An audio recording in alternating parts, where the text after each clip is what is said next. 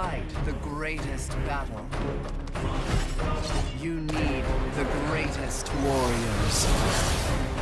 But heroes must be forged in ultimate combat, competing for the ultimate prize.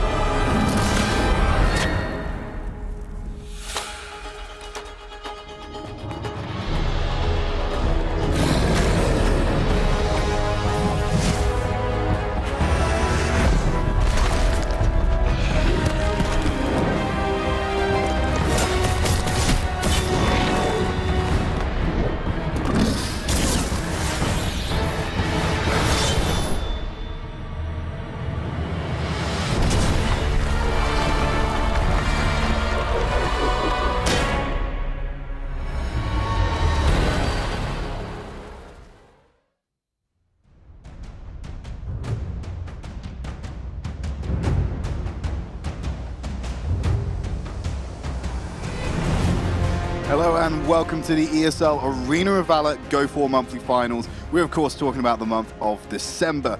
We've had 4 weeks of fantastic action across the Go4 Cups, and we're ready to showcase the top talent as they battle for the ultimate prize pool, 1,500 euros. But I can't do this by myself, so of course I have Envision next to me to help me through today. Yeah, it's going to be an awesome tournament. And it's good to be back here, once again, doing another monthly. Yeah, not fired yet. Fantastic. But let's jump into today's action. Of course, we had the first stage of the monthly finals yesterday. That was whittling down the teams to just 4. So that leaves us with We Hunt Alone, Down 5, SK Gaming, and Team Vitality. And we have our own predictions. We kind of know what we think is going to happen. But there's still a lot to play for and a lot that's uncertain around these 4 teams. Yeah, it definitely is. All of these teams coming in, they want to summit their prize pool. But I think Team Vitality coming in as the strongest team. But again, some of these teams like Down 5 who haven't been in monthlies, well, last month they weren't here. I mean, they could bring some surprising strategies and just surprise Team Vitality or even SK and take victories. Yeah, well, we've got today's schedule to let you know what's coming up, so let's have a look at that for you with our first semi-final of the day. It's going to be Down 5 versus SK Gaming as our first semi-final. We'll then have that. That's a best-of-3 series. Could be a 2-game stomp. We don't know yet. Let's find out. But after that, we'll immediately jump into our second semi-final. Team Vitality versus We Hunt Alone. The winners of both of these matches will go through to our grand final today. And just getting to that final guarantees yourself 750 euros. So you won't be going home empty-handed if you can win at least one match. Yeah, that is definitely true. If you get yourself into finals, you've secured some money. But in order to do so, you need to win that semis. And I think SK vs Down 5 is going to be a great game because we haven't seen Down 5. We haven't put the spotlight on them in the weekly cups. So seeing them this month, for kind of the first time for me casting them, it's going to be interesting to see what they bring to the table. And if they can kind of cheese their way out of best of 3, then they're going to secure themselves some money. Yeah, absolutely. And Down 5 and SK Gaming are both 2 of the longest running teams in Arena of Valor in Europe. You know, Down 5 is, you know, little birdie told me earlier today that Down 5 is technically the longest running team in Europe Arena of Valor. But then you have SK who have used that veterancy to excel to new heights. Of course, they went over to Korea and competed in the show match in AIC. They've been picking up some amazing results in the Go4 Cups. But they always seem to fall shy of Team Vitality. So they're definitely up there, and I think Down 5 is one of these teams who can potentially contest with the big boys, but they need to show up today. And against a team as aggressive as SK, I don't know if they can match that. Well, they have to find some way, and I think just pocket strategies are the way to go for them. I think if they bring some cheesy picks and they play a little bit differently, of course we know that SK likes to fight a lot. This is one of their pinnacles of their playstyle is they take the fights and then they brute force objectives after that. If down 5 has some sort of answer to that, there's definitely ways of dethroning SK as one of the second top teams in Europe. Oh, absolutely. And SK, we already spoke about it there, is they love to fight. The reason is, though, you know, when we were going over the matches and what we were going to, what we think about these teams, SK lacks in the objective control department, but they're so damn good at team fighting, they can just brute force the objectives against pretty much every team apart from Team Vitality. So, you know, if they can maintain a lead, get a lead early, then maintain it throughout the game, I reckon they could just basically bully down 5 into getting all the objectives without having that slightly more cerebral aspect of the game in play. Yeah, SK is really decisive when it comes to those objectives. They really just go hard-headed at it. Even if the enemy has 5 people alive, they brute force it and they take a fight if necessary of that objective. But they don't really go for a rotation into objective, which is kind of why the Vitality plays and why they're successful, is that they turn kills into objectives. But SK just like to take those objectives and possibly kills, but their rotations are always really good and really fast, so they always pick up kills before they take those objectives as well. Yeah, and we say that SK is the hammer and Team Vitality is the chisel, because one's just brute force, the other one's a little bit more precise in their actions. But down 5 coming into this one, we're kind of speculating they need to do something unexpected. They need to get early game control, because what will happen is, what we assume will happen, shall we say, is SK Gaming will try and brute force these fights. That we expect that to happen regardless. But if down 5 can get ahead early and make sure they have a significant XP and gold advantage, SK may take a fight that they simply cannot win, no matter how mechanically superior the players might be. So that's going to be kind of like the in for down 5 to take this early and hopefully maintain the lead to win out the match. If they can make sure they are far enough ahead of SK, it doesn't matter how much you brute force. Like if you hit someone with a rock, it's going to hurt. If you hit them with a feather, not going to matter. Yeah, that is definitely true. Down 5 needs to kind of get their early game under control so that SK doesn't snowball out of the early game with a lot of kills and a lot of gold. So that is definitely true. I think down 5 should be looking at the SK rotations. We saw them yesterday when we were watching the stream. Is that SK likes to rotate really early on. 1 minute 22. 1 minute 20 roughly is when they rotated every game. So if down 5 have picked up on those small things, they can really use that information and go up against SK knowing that they're going to do this, so maybe rotate one more person into that, or even pick some characters that can really help on that fight. Well, they flood it. What they do is in the 122, they flood into the Abyssal Dragon lane so that they can get control of that early, so they can get themselves the Abyssal Dragon when it comes up. But they often send down their mid laner, they send the jungler, so they turn a 2v2 to a 4v2, and hopefully that man advantage is enough. We saw yesterday that teams kind of half expected it because they're playing very defensively underneath their tower, so they had that time to escape, and it's too early for SK to ignore towers like they do in the mid to late. Yeah, it is definitely true, but I think SK as well, we've seen them use Disrupt a couple of times, so that comes into play when timing those towers, and when SK groups up, as they do so often in mid-game, they use that Disrupt in order to actually push towers in the sense that they dive the towers because they're not scared of them. Even though towers deal a lot of damage in that level 4 stage, they have to Disrupt to just dive the towers and they don't care, so they kind of brute force their way around the map in that sense. Okay, so moving on to just general gameplay, one thing you noticed to me and pointed out to me quite correctly is that we've seen a lot of ban attention towards Superman at the moment. It seems to have come out of nowhere. We looked at the bans from last Go4 monthly finals. We weren't talking necessarily seeing Superman up there as the high priority, but now he's picking up bans left, right, and center. Yeah, I think Superman coming into Arena Valor, players didn't quite know how to use him correctly, and now that they've had a little bit more time to practice him, I think now the strategies are coming into play. People are figuring out how strong Superman actually is.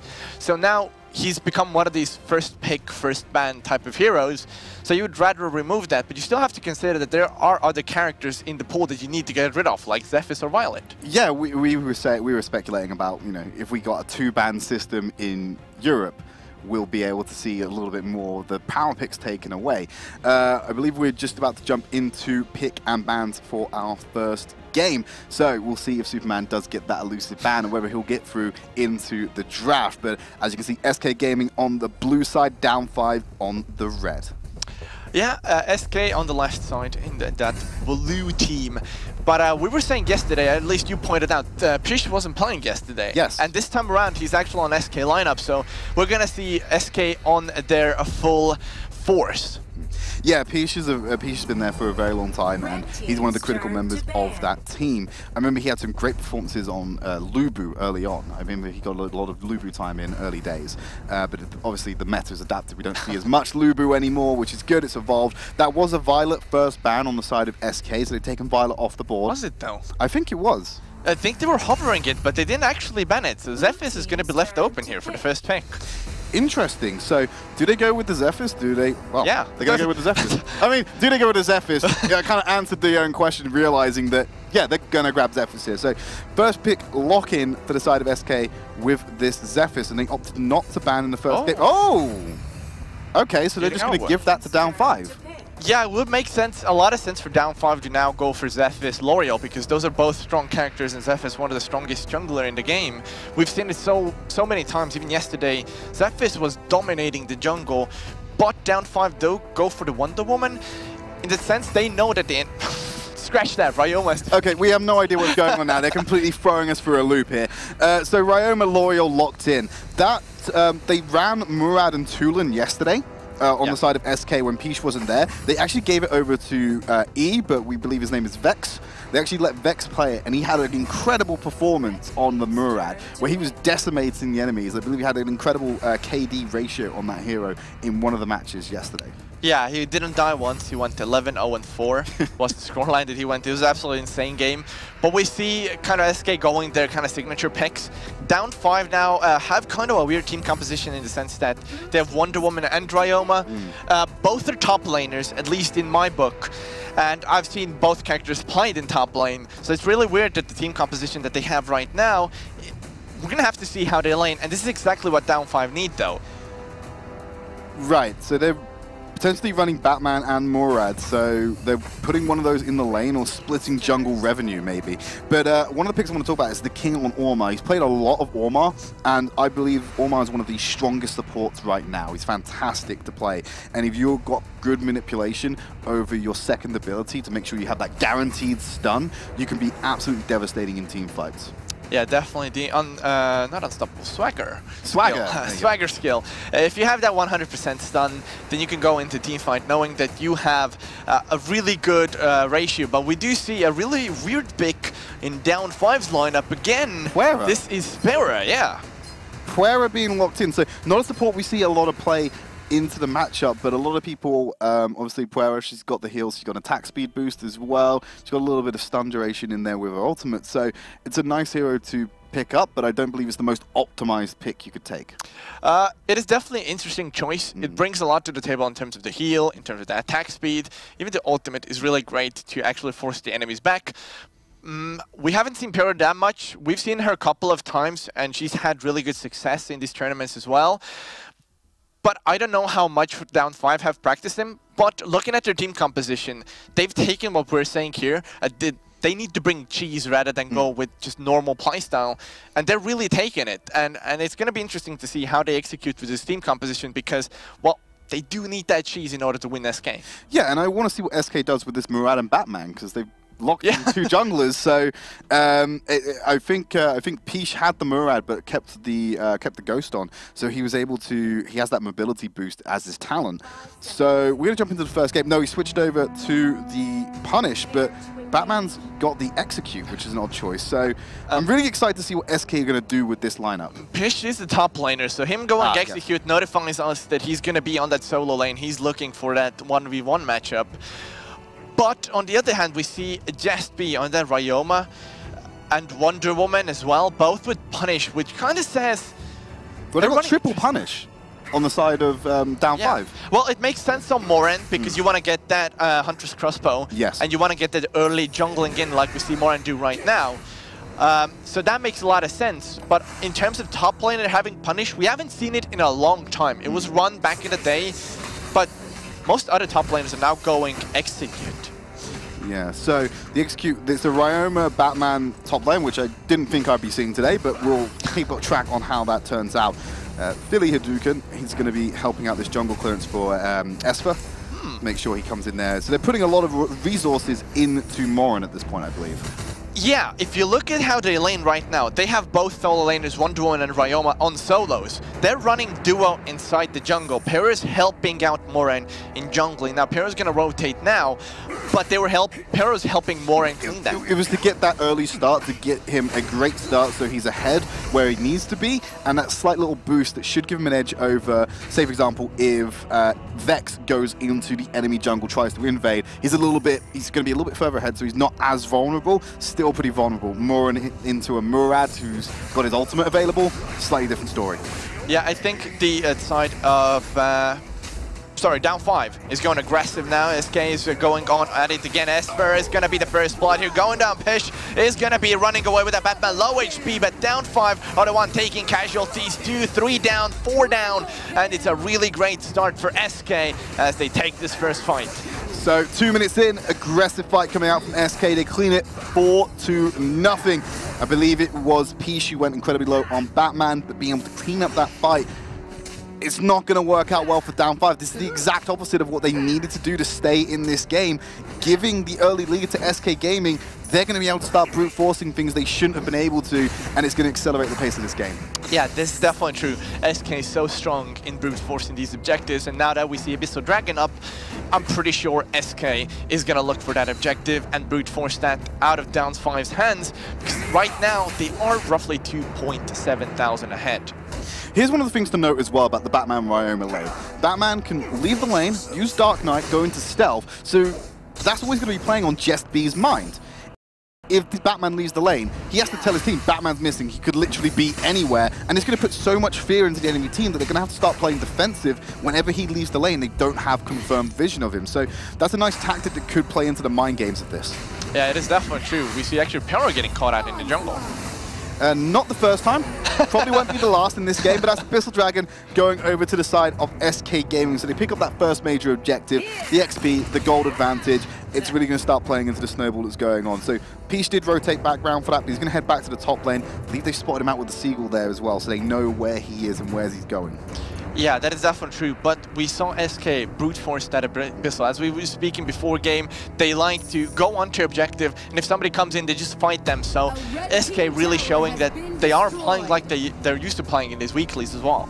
Yeah, and one thing to know about SK's kills at the moment, one on the side of Murad, but Philly Hadouken caught out again, but he's in the turret range. He will just go down. Smite dropped by Denalians, trying to get those cooldowns to help out. Just be from the side with the pinwheel and the Wailing Blade. Not enough to pick up the kill, but here we go. There's a lot of damage onto Denalians. Still trying to dance around. There's the cooldowns from Smite coming into play. Batman will die, but so will Just Be. So down 5, still showing signs of life. Yeah, down 5 really put up a good fight there. It was equal trade, but now Murad just does what Murad does, which is assassinate everybody. I was gonna say it was a good fight for down 5 because they went equal rather than actually straight up losing. And some of that comes down to exceptional play out of Pish on that Batman. He took a double kill before going down. Yeah, but here it is at the end of the game, end of the fight as well, to pick up that extra kill on the side of Vex, being able to get that on Murad. It's so obnoxious to have Murad on the other side of terrain, hit a camp 4 times, dash over the wall, ult immediately, then come back. But here's the walking tool from the King in the middle of multiple members. It's not enough. Poseidon's going to have to back out of that fight. He can't stay in there at that disadvantage, and they might even lose their sealed Spirit Sentinels. The fight's going to continue. Peach eliminates Just Be with that combo, and Poseidon still from the side. Here comes Vex into the fight. Hasn't unlocked his ultimate just yet. It's a 3v2. They have to be careful here. Poseidon by himself. He's been left for dead by the side of the SK Gaming, and the Endure keeps him alive a little bit. Here comes Vex from the side again. There's the ultimate comes out. He gets the assassination, I believe, onto one of them, but it's not enough to clean up the fight. Poseidon, more incredibly, gets out of that alive. Yeah, absolute insane turnaround by SK Gaming. Poseidon just escaping with sliver of HP. I was gonna say that endurance killed him there in that fight, but it didn't. He survived somehow and able to get away. Murad coming in, great play by E, just coming in and assassinating the enemies. I think that's down to the mobility of Tulin, though. One of the newer heroes, he has mobility in his kit. So yes, he hasn't put himself in an endure position where usually if you endure in that spot, you're dead because you don't have something like Flicker or Heal to give you that extra mobility to get out of the fight. but having that mobility in his kit enables him to do so. It's the same reason why you can take Endure on Loyal, but here's Peach looking for an assassination. He's backing out into the jungle. Okay, the King's gonna go in, and he's gonna spin to win. Esper is gonna be in the front line. He's gonna go down. Valor is gonna be there. Pish is taking a lot of damage. He's gonna go down. Batman's no more, and another casualty on the side of SK Gaming. They have to retreat as they've taken more casualties. 1 for 2 exchange in favor of down 5. But they still have the kill lead, they still have the objective lead, and they're starting to take elements of down 5's jungle. They shouldn't be conceding at this point. Yes, down 5 are fighting back at the moment, but SK Gaming definitely still in the driver's seat for this one. Yeah, SK Gaming, what they do is they go for the brute force fight, but at the same time, somebody else is split pushing. Is it Joker? Is it the King? Well, the King was obviously in that fight, but they do let people split push, so they take some of those objectives like towers, even when they're fighting the enemies. Yeah, second Abyssal Dragon going over to SK Gaming as well, so the XP and gold lead just keeps accruing for the side of SK Gaming. The boys from Turkey showing up in this monthly final. It's only game 1 and it's far from over. Still got a best of 3 series to get through. Poseidon, he's got most of the kills on the side of SK Gaming at the moment. Tied at the moment with Peach. But he's found Jess B. He's been locked up by the Batarang Dark Knight to get that burst out on the side, and then the King come in to clean up the remainder of what leaves behind by Jess B. Yeah, I just want to point out Murad and Tulin are both 4-0 and whatever assists they have 6 and 7. So they're doing a lot of work in terms of damage. If you look at Murad's build already has Soul Reaver and Rank Breaker, both insanely strong items on Murad, and that means that he has that insane nuking capability that you're looking for in Murad. Yeah, he needs to get a little bit more armor shred on that build. I think he might want to pick up possibly a spear as well as the rank breaker. It might be useful, but Peach nearly took out Delania's beautiful Wailing Blade there to lock up multiple members of the team. The King seems to be the sacrificial lamb. There's the ultimate from Wonder Woman to keep the fight going. Down 5, they can turn this around. Esper has to use everything he can. Poseidon on the side, not enough, but Murad's still alive. Vex, one more auto attack would have got Jess B. Poseidon looking for the kill with that mobility. He finds himself a double. Light with the killing joke. He finds Vyoma on the edge of the fight. Over the terrain, Poseidon needs a little bit more damage. Unlucky that last trip didn't connect, but the tower damage does it. Wonder Woman didn't connect. That was an execution. There is no value there for down 5, and now Vex takes that mid in a tower. Yeah, insane plays all round. Of course, Poseidon going down the tower didn't mean means that down 5 didn't get the gold on their pockets. So SK, all in all, they go really aggressive, and it pays off because they pick up a lot of kills. As King is gonna jump in. E is staying around as well, so Wonder Woman has used the ultimate. Now he's gonna go in, and the Magnetic Storm is there, but the damage from Murad is there as well. Esper's taking a lot, and Wonder Woman's gone down. Down 5 are looking to chase this, but Murad's in here. He's looking to deal damage. Double kill, and Pish as well. Then Aliens is in trouble. He's no more. He is gone. Jess B, the last surviving member for down 5. But all 5 people are down. And so SK Gaming come out on strong. They've got the wave as well to take down this mid in the tower. Looking at the respawn timers, they've only got 10 seconds to play with. They've actually surrendered the game rather than let them finish. Game 1 going over to SK Gaming.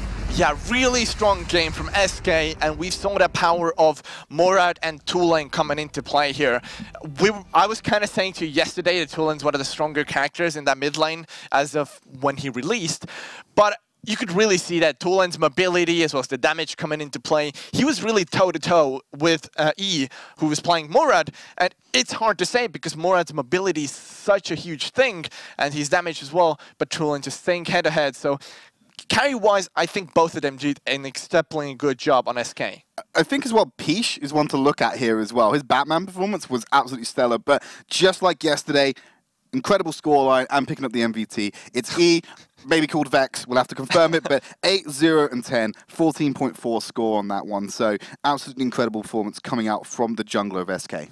Yeah, he took part in 18 kills out of the 23 they have, so it kind of shows that he's really mobile in the sense that his rotations are always on point. He's finding that fight participation. He's really there for his team. Even though sometimes it looked like he was out of the fight, but he comes out in the end and really deals a heck of a lot of damage to all of them. Look at the level difference across all these teams, though. I mean, you're looking at Peach was in that top lane, level 12, to Jess B's level 10.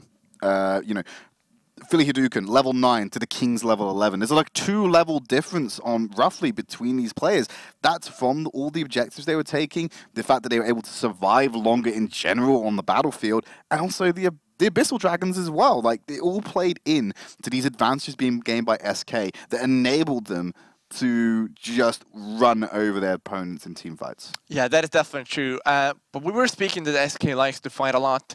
They like to just rotate around the map, and it really showed there because they kept rotating E, they kept rotating their members around. You could see Tulin had a lot of fight participation as well. So Tulin is the mid liner, but he wasn't playing as the mid. He was kind of roaming around after that level 4 phase where Tulin really comes online because of the ultimate, the Thunderbird coming in. So there's a lot of factors going into this, and I think SK's rotations, at least in game 1, were on point. Well, we might get a glimpse of that as we jump into the replays from game 1. So keep an eye on the power players as we just take a look back at what happened in game 1. So this is that early game fight where it's a 4-0 clean sweep for SK Gaming, and Philly Hadouken is on the backside there, but they're more interested in taking out Denalians. And there you go, with the ultimate from Murad hitting that level 4, clears him out, and it's Philly Hadouken getting caught again.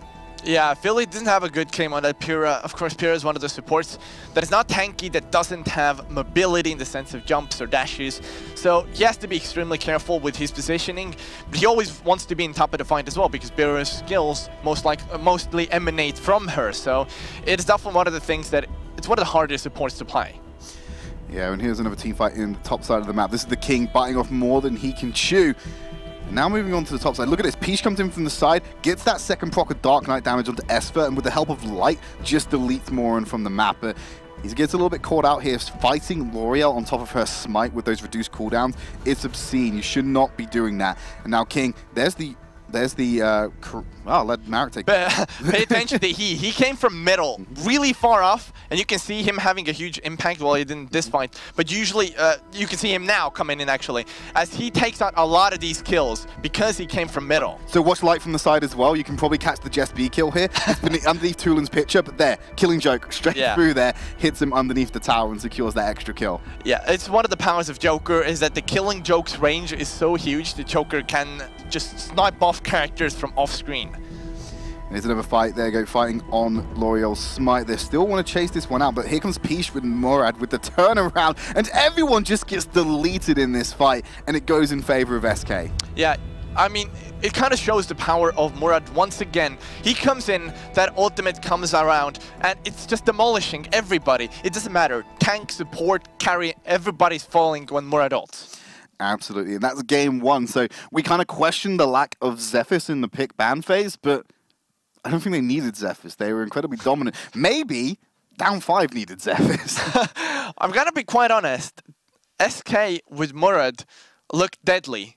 I could have only imagined what would have happened if they picked Zephys. But maybe that's just because maybe they can't perform the same results on Zephys, and they know it, because we're just seeing a lot of highlight reels of Vex or E playing Murad. So maybe that is like his best champion. That's the one he can perform best on, and the one that SK are more comfortable playing him on. Maybe they just don't care about Zephys. It didn't get banned, didn't get locked in, so maybe it's the earnest is on down 5 to pick up Zephys and use this incredibly strong hero to maybe reclaim some power in these matchups. To me, it felt like the draft was planned out by SK in the sense that if you remember, you were like they banned Violet, and I said no, they didn't ban anybody. So I believe SK had a plan where they wanted to get Murad or Zephys, but they knew if they leave both of them open, that they have counter in the name that if they pick Murad, if the enemies go Zephys, they can fight that because they have Murad. So I think it kind of played into the strategy that SK had from basically the get-go. Yeah, I can see that, but I still raise question marks about why down 5 didn't pick up Zephys, because, like, yes, that you can kind of trade the Murad for the Zephys in this circumstance, but you still should at least pick Zephys rather than just letting them have Murad, Batman, Ormar, Tulin, Moran, everything they want, you know? Yeah, it was definitely questionable that they didn't pick Zephys, but I think that it also played into SK's strategy because, as I said, they might have had some kind of counter in mind already if the Zephys would have came out from down 5. So I think SK planned the draft and it really went their way. I think down 5's cheesy strategy kind of caught them off a little bit, but in the end, SK just kind of did what they do, which is rotate and brute force their way around the map. So they did their strategy, what they had in mind from the get-go. Well, let's have a look ahead to Game 2, because that's going to be coming up shortly. Adaptations, what do we need to see Down 5 do to survive this second game? I think Down 5 really have to scratch the Pyra strategy. Yes. It wasn't working. Philly was not having a good time on that Pyra. Positioning was very off. Yeah, it didn't feel like he was having a really good game. He wasn't having impactful heals like I've seen before. In even the weekly, some of the teams have run Pyra, and you can see Pyra coming in, the healing light coming through, and it's just a huge heal to all 4 members, and they turn the fight around. Philly didn't have that kind of a turnaround potential in this game, so I would say put Philly on someone like Chaugnar or maybe even Ormar, because I've seen him play those characters and he's really good on those. So I think a little bit more tanky support would go really far in helping Down 5 secure the second game. Yeah, it will compensate for the positioning issues we saw in Game 1, because it'll be a little bit more resistant, shall we say. He might be able to still get his impact out. Yeah, I agree completely with you. I don't think the Puera was a good pickup in this matchup, and I can see the value of it in some circumstances, but I don't think it's there for them. I like the fact that they secured themselves L'Oreal. So they got themselves L'Oreal, which is obviously great. Tier 1 mid laner, fantastic. In the top lane, they were using Wonder Woman as well. I know you're a huge fan of Wonder Woman. I think she's quite mediocre in the scale of things. So it just wasn't a very good draft from Down 5 to me. But we're into pick ban for game number 2. So will we see those adaptations that are sorely needed?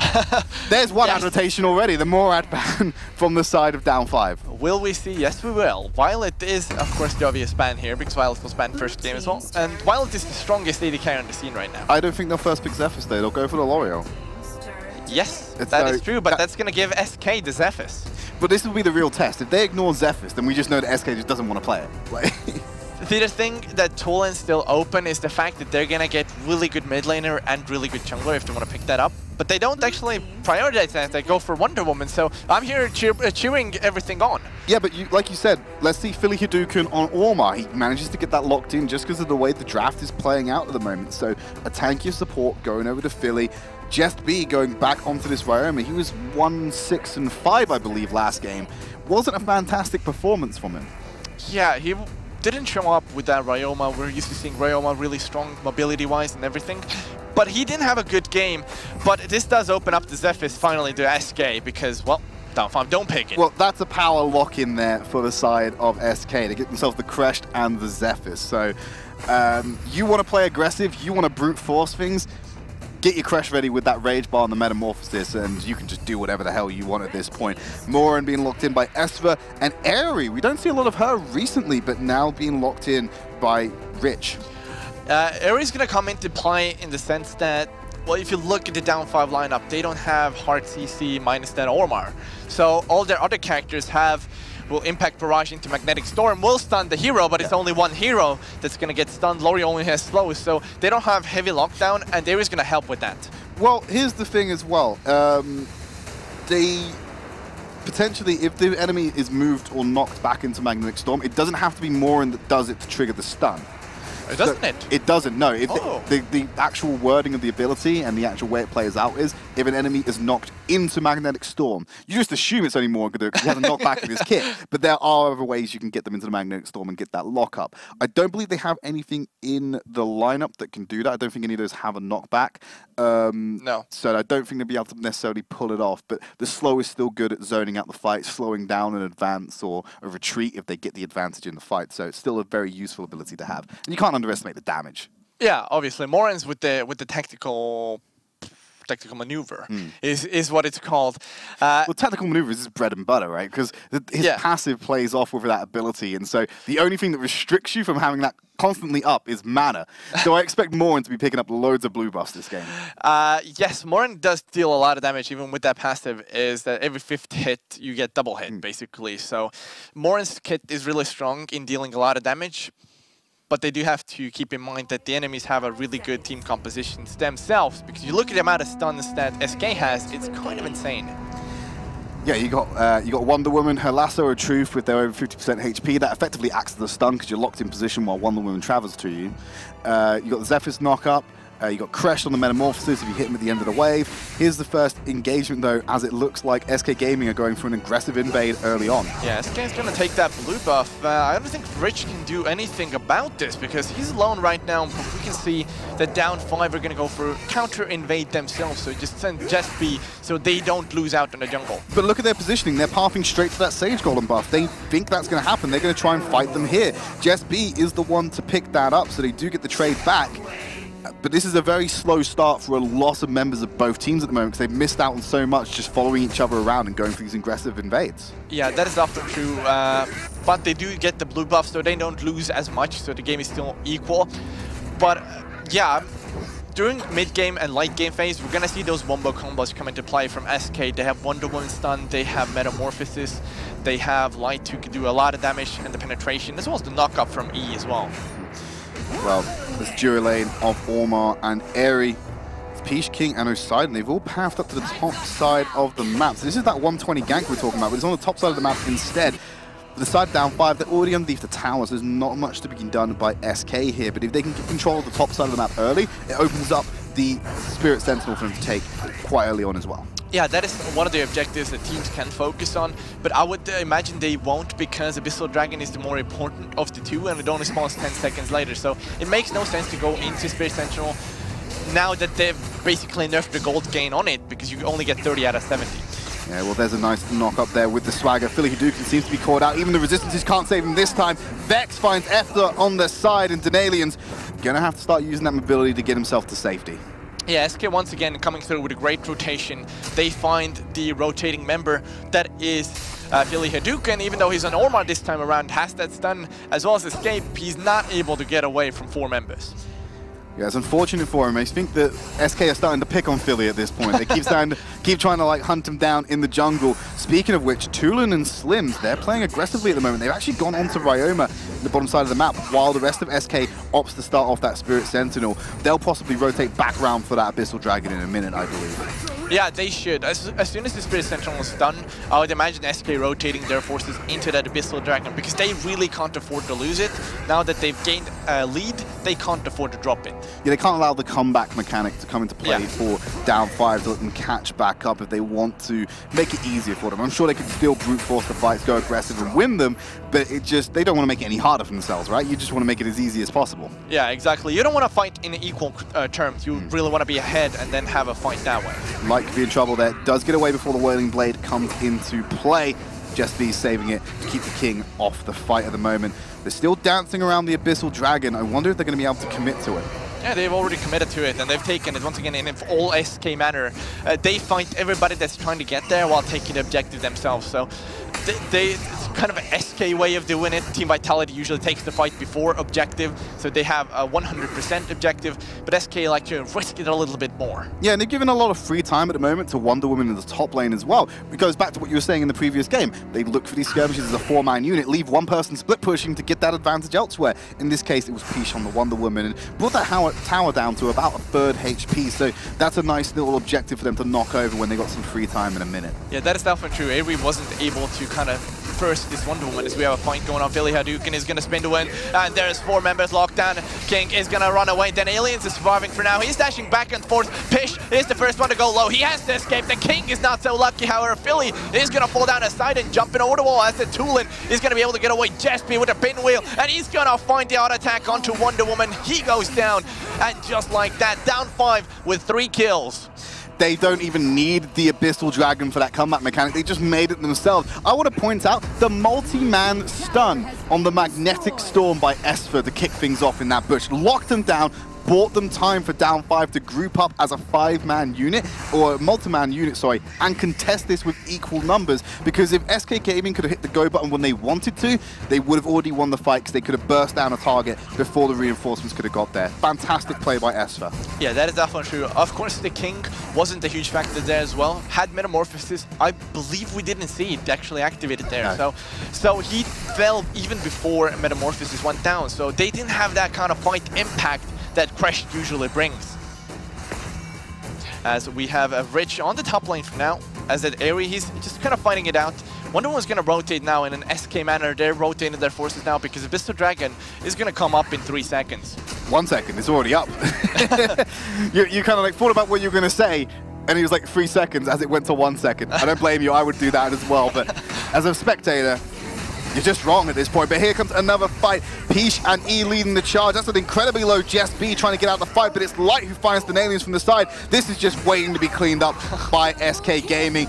Excellent. They've wiped out down 5, only area remaining. Abyssal Dragon is in the area. They are another easy objective to pick up on the side of SK Gaming. Yes, that is definitely true. I don't agree with what Ares doing. I think the enemy jungle isn't as important as maybe top tower or middle tower.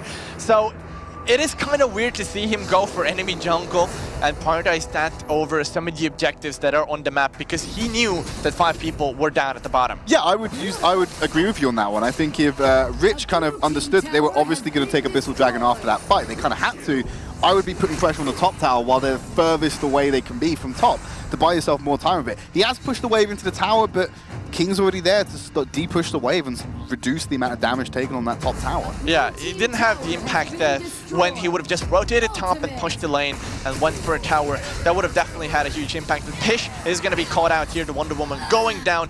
They did get the tower, however. The tier 2 was cleaned up, so SK Gaming takes something out of this loss. But that was a beautiful zoning ultimate with the Magnetic Storm from Esper. He put it behind Wonder Woman, and so she had to either path towards the enemies to go around the terrain or go through the Magnetic Storm, which is going to slow her down anyway. Basically cornered her in that situation, nowhere for the move. Esper being picked off by Light. There's the Metamorphosis as King jumps in, but it's Light who secures the kill. And now they're just going to keep the pressure on in this bot lane. Stun lands onto the alien. This could be dangerous for him. Might have to drop the smite to stay alive, but Light is cleaned up anyway. He's just chipping away with those harpoons. Yeah, it doesn't stop there. Philly is going to be the next target that SK is going to focus on. They take him down, and High Ground Tower falls as well. Eri is in a really weird position to defend this. I don't think she can. 4 members of the team, Tulin running up right behind. Magnetic Storm will zone them away from the core and buy them a little more time. And look at that, Peach. No, Rich, sorry, has been knocked out. Similar names, Esper deleted as well. 5v2, what do you expect to happen in this fight? They've got the wave. Denalian's the last person remembering. I don't think she can actually defend this as the core is going to go down. SK Gaming secure game number 2 and get themselves a spot in our final. Yeah, SK have secured themselves some of the prize pool that we have to give away here. And with a really strong showing once again, down 5 was not able to bring the cheesy strategies into play.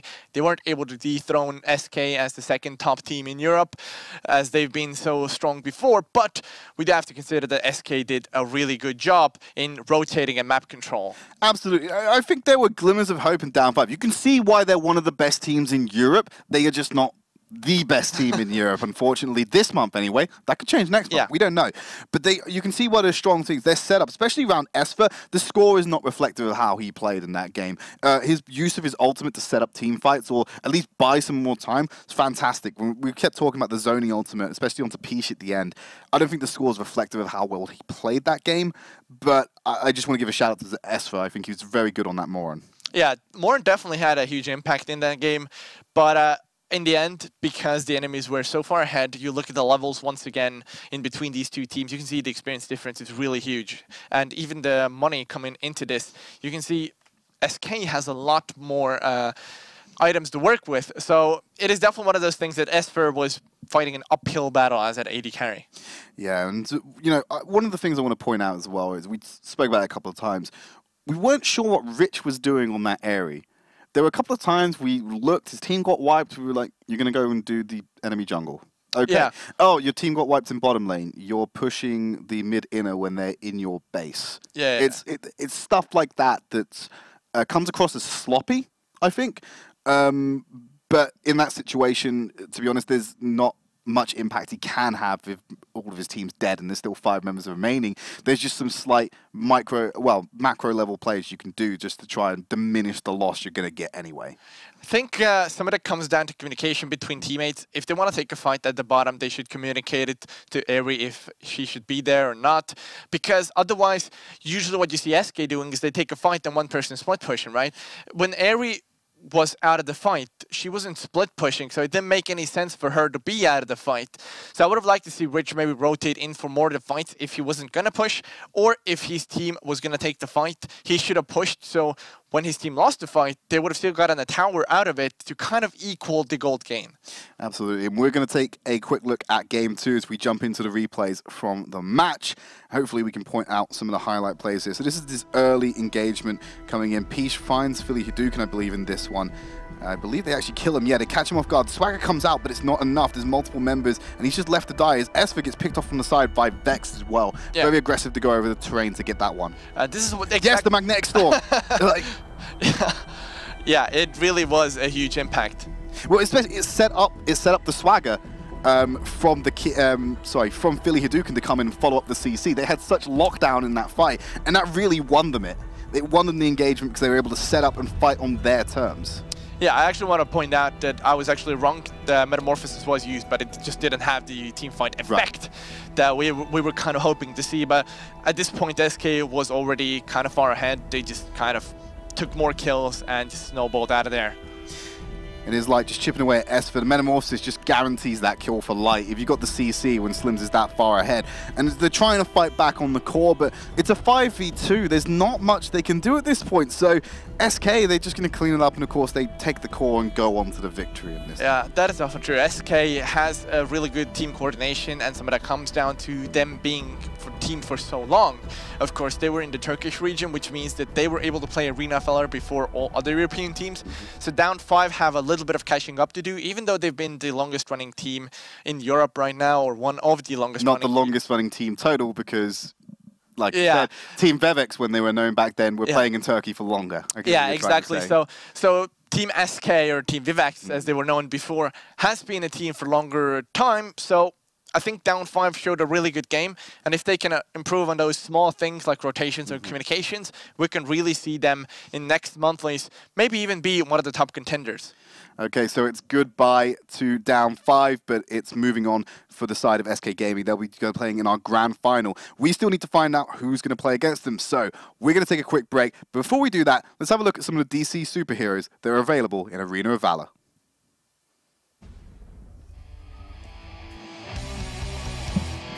How can I help? First blood! Double kill! I guess I'm not in Gotham anymore. Triple kill! It's over. Arena of Valor. Download and play now.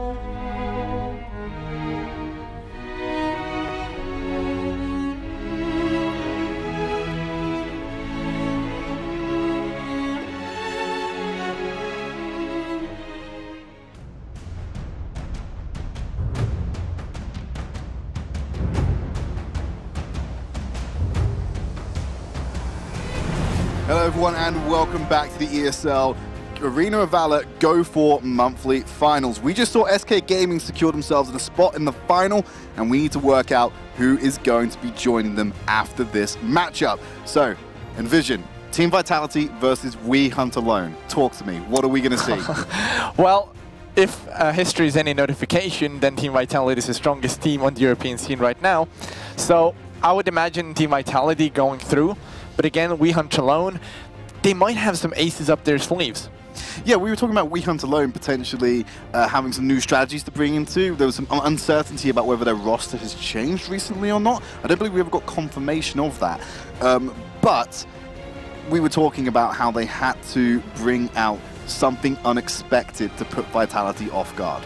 Yeah, that is often true. If We Hunt Alone are able to take game 1 of this series, they're definitely in a spot where Team Vitality's mentality might be a little bit off, because they've been in top for so long, and them losing to a team like We Hunt Alone, who hasn't seen the spotlight, or they haven't even taken a few of the latest Go4s, them losing that game could really hurt their mentality, and going into game 2, they might be a little bit shaky and just figure, hey, what happened? Well, yeah, being constantly in the victorious position of winning those Go4s, it's going to put you in a complacent position maybe where, you know, you don't prepare as much as you should do for a matchup, or you just don't know how to deal with a loss, because Team Vitality, they won MPT, they've been winning all the Go4s, they may have won last month's Go4 if it wasn't for some shenanigans with their roster, but I want Team Vitality to be challenged more, because unfortunately we don't see that. SK definitely looking like the team to do that today, but they need to get over We Hunt Alone first, and let's see some unexpected stuff. Let's see you get creative. You know, you've got loads of heroes to play with. Find something new and put these guys off guard, because if you don't, Sutaro's just going to grab a powerful jungler and run all over you. Yeah, Team Vitality really rely on Sutaro on actually bringing them the victory home in a sense, because Sutaro on the jungle role has a huge impact on Team Vitality's playstyle, because he rotates around, helps the laners out, helps push the lanes out, and then Team Vitality as a team, they go really surgically aggressive, which they go into enemy jungle even when tier 1 towers are up. So I think Sutaro is kind of the pinnacle of Team Vitality's playstyle. But at the same time, he isn't indestructible. There's ways of countering him. Well, not in draft, but, yeah, but you can definitely do it in game. That's what I was going to talk about next. Like, what do you ban against Sutaro? Because bear once you only got one ban, you kind of have to ban something. Even if you had 2 bans, it still becomes difficult to ban out Sutaro, because, yeah, he can probably play all the jungling options available to him, but it's not that he can play these heroes, it's that he takes over the game on these heroes. So, let's run through some scenarios here. Zill, educated guess, would say he's won the game already. Yeah. Based off performance history, of course, things can happen in the game. Batman, his signature hero, I would say at this point. You're probably not going to do that well against him. Murad? We don't know. We don't know. He hasn't played that much Murad. I mean, going up against Team Vitality, a smart ban would probably be Zephys. Now, Zephys is a really strong hero, but in the hands of Team Vitality, it can become just kind of indestructible wall, because Zephys' passive is when you go lower, you can take more damage because you have damage reduction. Yeah, it's a really weird mechanic. It's your HP decreases, your resistances increase. So it becomes harder and harder to actually kill Zephys the lower health he gets. And that's a bit of an odd choice there, but Vitality, they've taken Zephys off the board. It shows to me that Team Vitality have a strategy in mind, but that's gonna prompt Zill for sure here for Vitality as the Batman ban, the respect ban up against Sutaro comes through. It has to be. Like, but oh yeah, Violet. We forgot. We're so focused on Sutaro at the moment. We need to stop focusing on him because there are other powerful picks. Violet going over to the side of Vitality. Moon will probably end up playing that one as he did in the previous months. But Superman, we talked about the strength of that, how much we were going to see him. He hasn't been banned out, so he's had a 0% ban rate this stage of the tournament, shall we say. First pick on the side of We Hunt Alone, and they get a Zill for themselves. So I think that's a denial pick for Sutaro. It does feel like a denial pick, because Zill on Sutaro is unstoppable. Now the team of Vitality have to figure out what Sutaro wants to play, because, well, 3 of the 4 junglers are gone. But of course, Sutaro's hero pool is really wide, so I think Vitality might come out with a Zuka or potentially Murad pick here. Zuka or Murad, yeah, I can definitely see that. He might want to surprise. He might try something different. He might try running Ryoma in the jungle. I know I've seen a few people do that. Maybe not as strong, but it's something unexpected that Vitality might be able to throw at them. Yes, lock in that Malok for me. Yeah, I was going to say, if they lock in Malok, their team composition makes zero sense to me because, well, just the last two picks, Ryoma, Malok, are not going to be those for sure. Or they are going to be. So Team Vitality, of course, Extreme's going to go on that Chauknar in the middle lane. We saw it last monthlies as well. Yeah. So that's going to be Vitality's mid laner. Moon's going to be on that Violet, but other than that... I think it is the Sutaro Ryoma jungle. It does look to be like it because Flow plays Lucius. Yes, it does look to be it. And if you think about it, Ormar in the support role on Azur's hands can be really deadly. So it makes a lot of sense for Ryoma to go jungle, as we confirm it now. But we are we are focused here on that Ryoma and the Vitality team. But the draft has rounded up. It's Slims and Thane coming in for this side of a We Hunt alone. Definitely a couple of strong picks. Absolutely. I feel really bad there. I put Envision off while he was talking. I was celebrating the fact that I called the Sutaro Ryoma jungle because I was like, hey, he might play Ryoma here. Oh, he actually did play Ryoma. Okay, that was a shot in the dark that came out to be true. So we know the composition's going into our second match of the day, Game 1, Vitality versus We Hunt Alone. Looking at those compositions, one thing we didn't touch on, obviously we've got the Superman and that on the side of We Hunt Alone. They've also picked up the Slims as well. It's very bruiser heavy, I think, on the side of Vitality. Yeah, it definitely is in terms of team fights, mid-game team fights. They definitely have the HP and damage to bring to the table, but you have to consider that those warrior melee type of characters are still melee. So if characters like Slims are able to dash around the fight, then it's really difficult for them to catch up with Slims. But I think front-loading your strength in this game, where you have these bruisers who are going to be more effective earlier on in the game, comparison to your mages, your marksmen, I think that plays into Vitality's strategy because we know they like to choke out their opponents. They like to move around the map and just deny these gold and do it in a very methodical way. If they have that early game strength, and they're able to choke out their opponents effectively, even if the game goes on for longer than it should do, they don't have the resources for those marksmen and those mages to activate. So I really like Vitality front-loading their composition. Obviously, they've got the Violet up as a backup plan, because Moon will just pop off in late game. Yeah, Violet definitely will deal a lot of damage as we see kind of first engagements here happening from Team Vitality. They don't kind of find the fight that they were looking for. We Hunt Alone are 5 people in middle now, so it's an all-out team fight here in the middle lane. It's ARAM. Everyone's jumping into the middle lane. I mean, they could agree to do that if they want to. It's the Abyssal Clash being played on the Antares battlefield. Yeah, it definitely did look like in the beginning, but one thing we have to touch on is the Lubu versus Superman matchup. Now, Zefka has to back now because, well, he was low from the first engagement, but Superman definitely one of the characters that can deal a lot of damage because of that flight mode, because of how Superman works. It is really hard-hitting character. I'm not too afraid of him going back early because he's got that mobility because of the fight mode. He's incredibly fast, so if he has to recall, he can get back to lane very quickly anyway. So it's not a total loss that he was removed and sent back to that lane. Yeah, that is definitely interesting, and you have to consider that item-wise, Superman has picked up boots. But in the beginning here, we actually see We Hunt Alone be more aggressive. They're trying to find the rotations kind of in a manner to throw off Team Vitality because they know that Team Vitality can be early aggressive and they can really take the game from there. And they're converging on the Abyssal Dragon. They have the numbers advantage for Nile, but Team Vitality, they're converging onto this fight. And there goes Azure to jump in. Why are we seeing Flow right now? But look at that. They've cleaned up the fight anyway, secured themselves the Abyssal Dragon. And now Dierku's Doggy has to back underneath that turret. But Extreme going very aggressive. One more tower shot to do the trick. Unique picks up that kill with the aid of the tower. At least they get some sort of redemption from that fight. Vitality took it pretty strong, and now we see Vitality just pushing their advantage even further in terms of objectives. They get a couple of more kills here, and the tower on the bottom lane is sure to fall next. And this is what Vitality like to do. They win the fight and then they turn it into objectives. We Hunt Alone went on Abyssal, but well, Team Vitality had to fight that objective, and they did end up getting kills and that objective, and now they are looking for the bottom lane, and they got a lot of damage out of it. Now Flow's rotating back around, just checking the back side of that Spirit Sentinel. I think he may attempt it once he de-pushes the wave against Superman, but Moon going very low in his bottom lane. Flex and Y01 are there. Doji was going to be turning up as well. There's no way he's getting out of that alive. Yeah, there was no way YO1 was going to get out of this, for sure. Zill even used the ultimate to Tornado coming through, so he was able to stick on Moon, even if Moon would have tactical fired away. So that is definitely one of the things that they need to shut down Moon, because Moon is on that Violet. Even in late game, you need to shut him down. And Azure is going to get pushed back here. That's the power of Superman.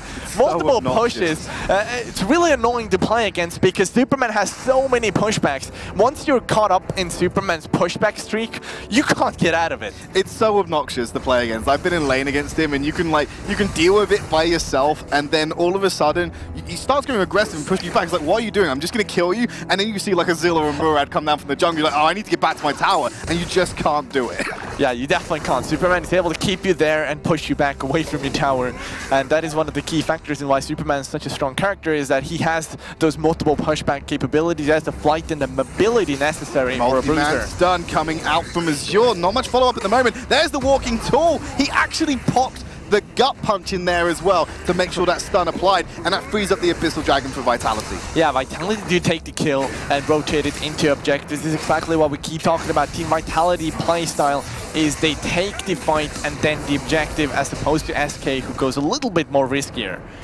There's a little bit of trouble for Flow, I think. He's being hunted down by Superman and Slims in the top side of the map while this is going on. Flow, solo, one more attack should do it. Actually, the burn from the Might Golem got him.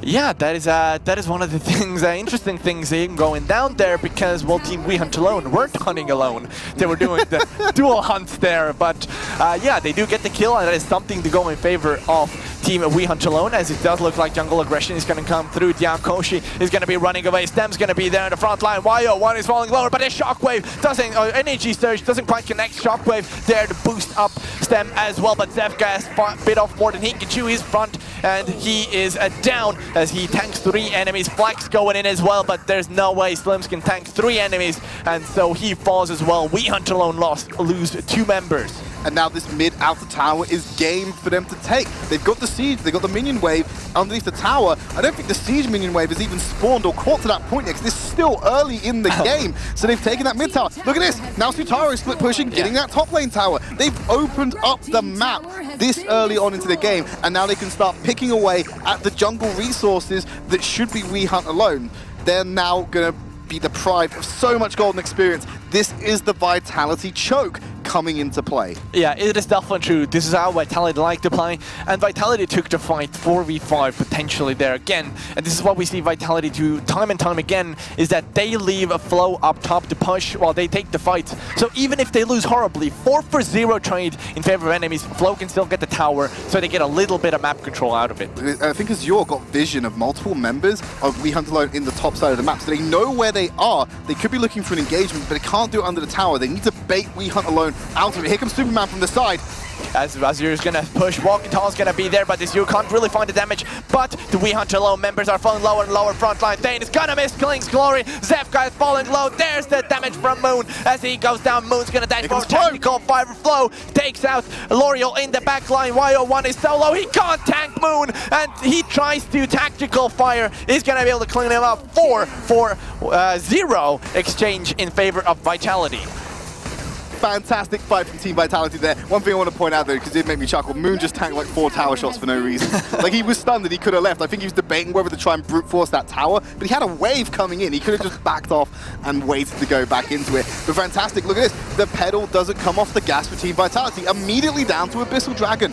Their third of the game, 7 minutes in. These guys are racking up the victory. Flow is going to get caught out here. The tornado is going to be used by YO1 as finally Flow does go down. But Flow and Sutaro were actually looking for that map control, because they were taking Abyssal, so they were keeping enemies busy up top. They knew where the enemies were, so there was at no point were they afraid that the enemies are going to come into Abyssal and take that from them. Look at this. I'm really impressed with Sutaro's Ryoma, by the way. 4-0-2 at the moment. Split pushing at the right times, making the impact plays with the Wailing Blades and the Spectral Eye, as he's getting the damage and the CC out that you need to have when you're playing a hero like Sutaro. And there's the Naginata Jutsu. There, got it. Yeah. Yes, Naginata Jutsu. passive, one of the most complicated passive names in this game. Yeah, it definitely is, but we have a fight, there kind of clash happening in the middle for now, as Team Vitality are not going to get the engagement they're looking for, but they have to wait for Moon before they want to do anything in this engagement in that sense to begin with. So I think that engagement not happening was good for Vitality. And look at this, as you're going to brute force the tower and just take it, even though the wave's there. It was only one tap away, and I think that with Ormar, someone as tanky as that, he should be able to just walk in there and slap it and make it go down as well. And Flo, he's applying pressure on the bot side of the map. No matter which lane you look at, Vitality has control, and now they're starting the Darkslayer 8 minutes 30 in. Yeah, that is true. They have the map vision. They know V-Hunt alone is at the bottom side of the map because Flo has pushed it. Flo is taken around. So this is completely free. There's nothing to scout this out from V-Hunt alone. Vitality know it because they have such a huge map control. I love that Flo sticks around for 2 reasons. One, if We Hunt alone go and challenge Team Vitality, he takes the tower anyway and Vitality can back off and still have an objective lead in this matchup. But also, you notice the second the Darkslayer notification came up, because they didn't know it was happening, they backed off. So it freed up Flo to take the tower anyway, or at least whittle it down even further. Now he's just going to group up with the rest of Vitality. The fact that they caught them off guard with that was more than enough to leave Flo in that lane. Yeah, that is definitely true. Vitality is gonna go here. Zefka is gonna fall lower and lower. He's gonna go down. Stem on the front line. The shockwave's gonna be there multiple times. Void Cleanse to keep him out of stuns range. YO1, the tornado in, puts him in 5 members of Vitality as he's gonna go down. So YO1 is not gonna secure his life, but We Hunt alone are really crumbling here. Vitality is just surgically dismantling them. It should be YOY you going in solo. That should be his name at the moment. He just did that on Zil for no reason. Doji, he's implemented himself here. A smackdown by the side of Team Vitality as he puts himself into the middle of the fight. Second high ground tower going down forward, and Flo absolutely wrecking Flex at the moment. He can't keep up with this, and now Superman trying to be part of the defensive squad to push them back. The wave is already there to meet them in the top lane. They're going to get the top high ground tower as well. Yeah, Vitality is not stopping their pedal to the metal here, and they're not looking to give this V-Hunt alone team any chance whatsoever. Zefka is going to be running away. Unique is going to be on the front lines of their fighting versus Stem, who is going to fall lower and lower, but doesn't quite go down. Team Vitality has cleaned up all the high ground towers, which means they have all the map control in the world. Absolutely, the double super minions coming down the middle lane as well. It's just going to apply so much pressure, and you don't really need to at this point. You've pretty much won the game if you get the free high ground tower, especially when you still retain all of your own towers. But if you wanted to choke out an enemy team, free high ground towers is how you do it, because they have to constantly play defense, so you just take what you want on the map, uncontested. If they really wanted to, they could go and grab the Abyssal Dragon and get themselves up to level 15 if they want. But Yeah. I don't think they need to. This is the thing. They keep the waves pushed, they can just group up, find someone to make a misstep on the side of We Hunt alone, and just steamroll this to victory. Yeah, that is definitely true, but one thing I have to keep in mind here is that you look at Zefka's build and how he is doing in terms of this game. We talk about Superman being really strong. Zefka does not have the impact that Superman should have. Some of that comes down to his itemization right now, Yeah, but the fact that they're also behind. Yeah, he's got weird itemization here. Homie select, but then going on to the fight itself, Doji is going to be picked off on the back line as Flo dives into the front. Does get knocked back by Kledger, but it's not enough to keep the team alive. Why, oh, why are you retreating to the sport platform at this point as the core will go down? Team Vitality take the first game of this second semi-final. Yeah, Team Vitality come out of the gate swinging. The first game, really strong showing from Vitality.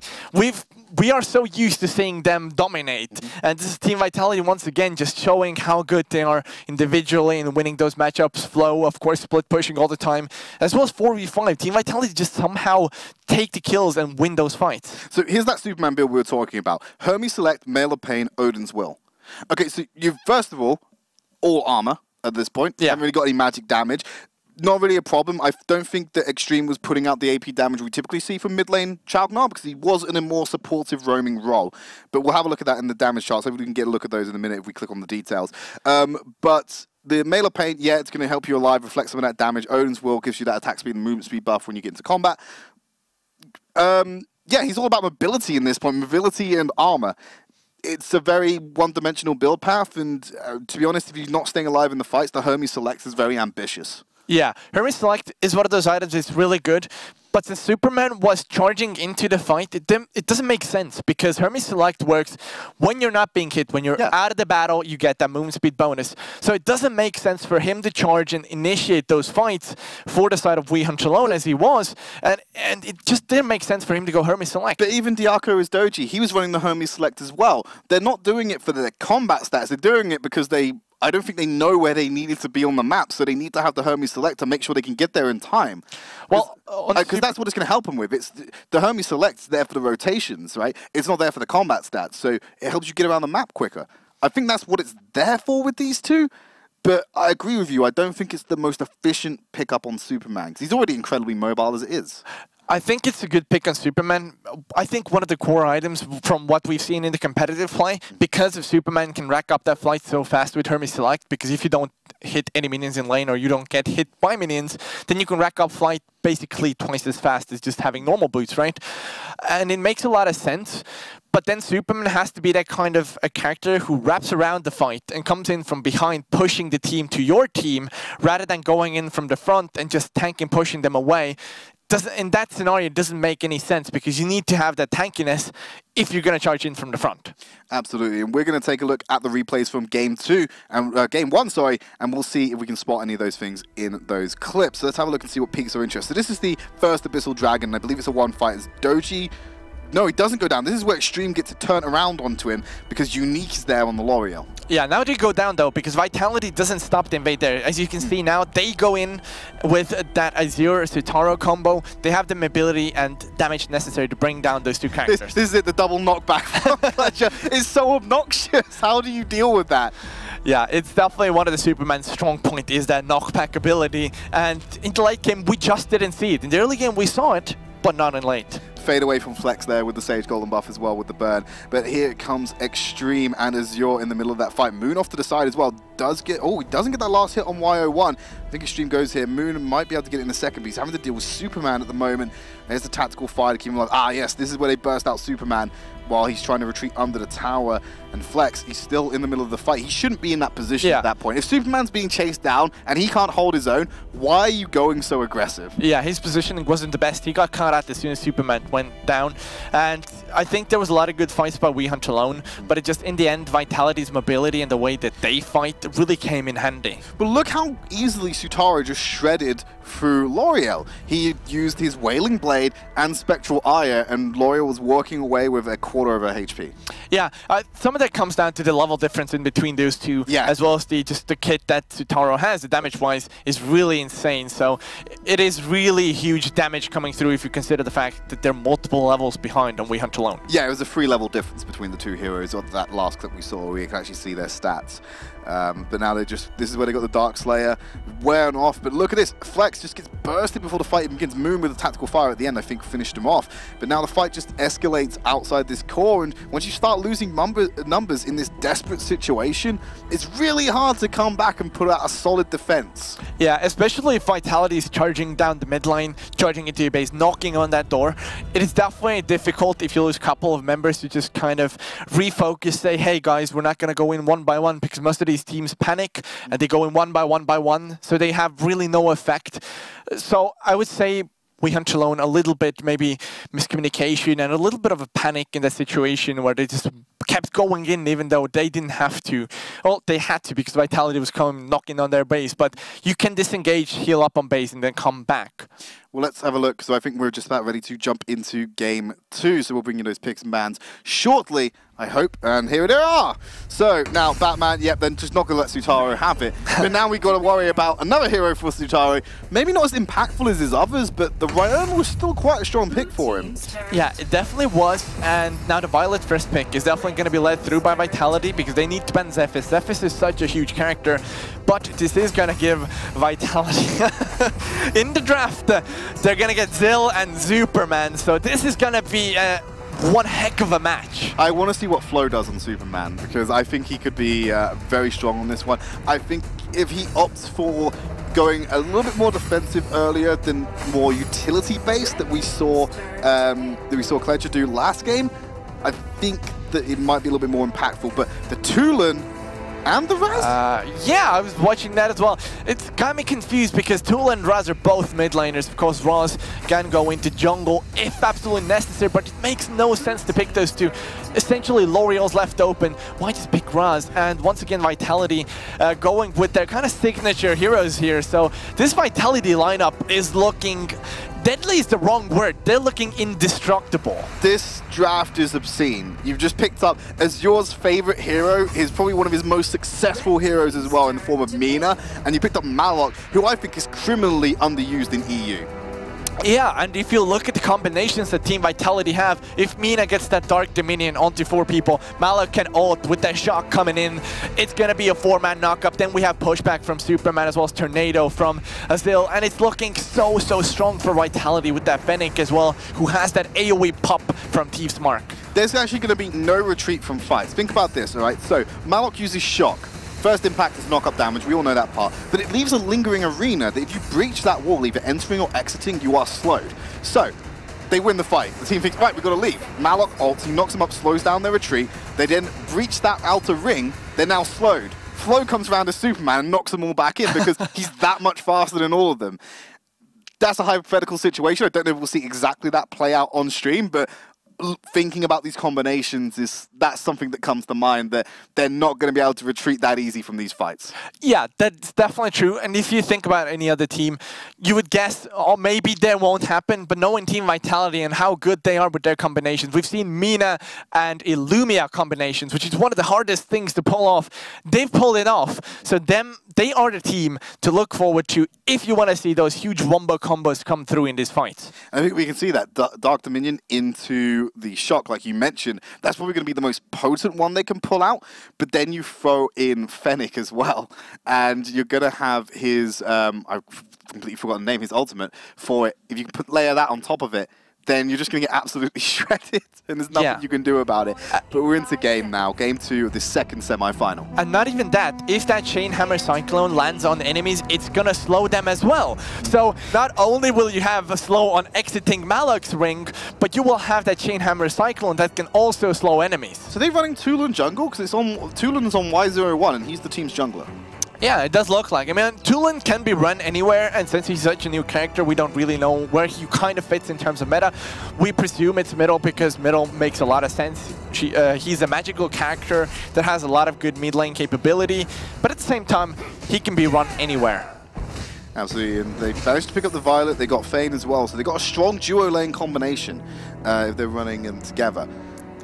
So it should be quite good if Fane can keep Violet alive during the fights. Yeah, that is definitely true. Unique is gonna get there in terms of fights, and Flo is gonna be running around as that Superman. Moon for now is gonna get poked, and Azure is gonna be looking for the counter initiation. They have the Mina, the pullbacks there. Unique's gonna get annihilated as we have Thane moving in, but it's a little too much for Thane to handle, so Sefka has to bail him out. The Wailing Blade does come through and stuns the advancements that is happening from Team Vitality. Team Vitality starting off really strong in this early phase, and the rotations once again coming through from them really potent in picking up these first spot kills and really helping them out. Sefka now rotating back into the bottom lane, and interestingly enough, Team Vitality is rotating this solo lane down at the bottom, same as Team We Hunt Alone is doing.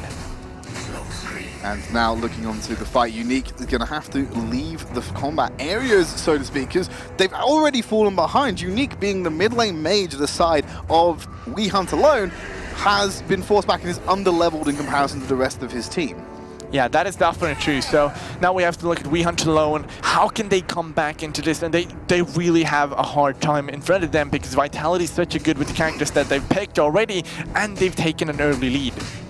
Yeah, and hopefully they maintain it as well. Extreme actually quite low there on Malok. I think this is the first time we've seen him on Malok. I remember last month he just exclusively played Chalknar. Yeah. And now he's playing Malok instead, who are two very different heroes, I think. So it'll be interesting to see his performance. But look at this, they're all grouped in that bush. I don't think they know all of them there, apart from the Seagull just spotting them out. Yeah, so the Seagull definitely one of the key factors in providing vision in Arena Valor. There's no way to ward or just have any sort of other vision besides that Seagull, so that is definitely one of the important objectives to pick up. And now it seems odd though, because I thought they would have tried to linger around a little bit longer and potentially contest the Abyssal Dragon, but instead they've scattered across the map again. So are they trying to get the wave control into play and then they're just going to retreat back onto the Abyssal Dragon once they have it? They've already started to group around the bottom side of the map. You've got 3 members on there, but it's being mirrored by We Hunt Alone to a degree. They seem to just be matching the map movements of Team Vitality. Yeah, Team Vitality are really rotating around as we see Flow now, kind of proxy farming in between those 2 towers. And this is what Superman can do because of the fight passive that he has, as we have a fight going on. Yeah, as you're having to scurry away, he is outnumbered. Here comes the shock from Malok, gonna knock up Flex and Unique, but it's Flo who's hunting them down at the moment. Moon's in the middle of that fight, but Unique so close to getting away. Malok, his blade is enchanted, he's got that true damage at his disposal. One more cleave should do the trick, but the auto attacks will bring him down instead, and it's Y01 and Unique falling back under the tower. Abyssal Dragon for Team Vitality. Yeah, Team Vitality with a great fight, and I like to see the We Hunt Alone actually sacrifice Thane. They were in a bad spot, so Thane pushed people back. He was like, I'm gonna sacrifice myself so we don't take too many casualties off of this. But then again, Vitality, they don't care for the casualty amount. They go for the objective that is Abyssal Dragon. I was talking about Superman building possibly more defensively this game, but he's got Hermes selected to rank breaker.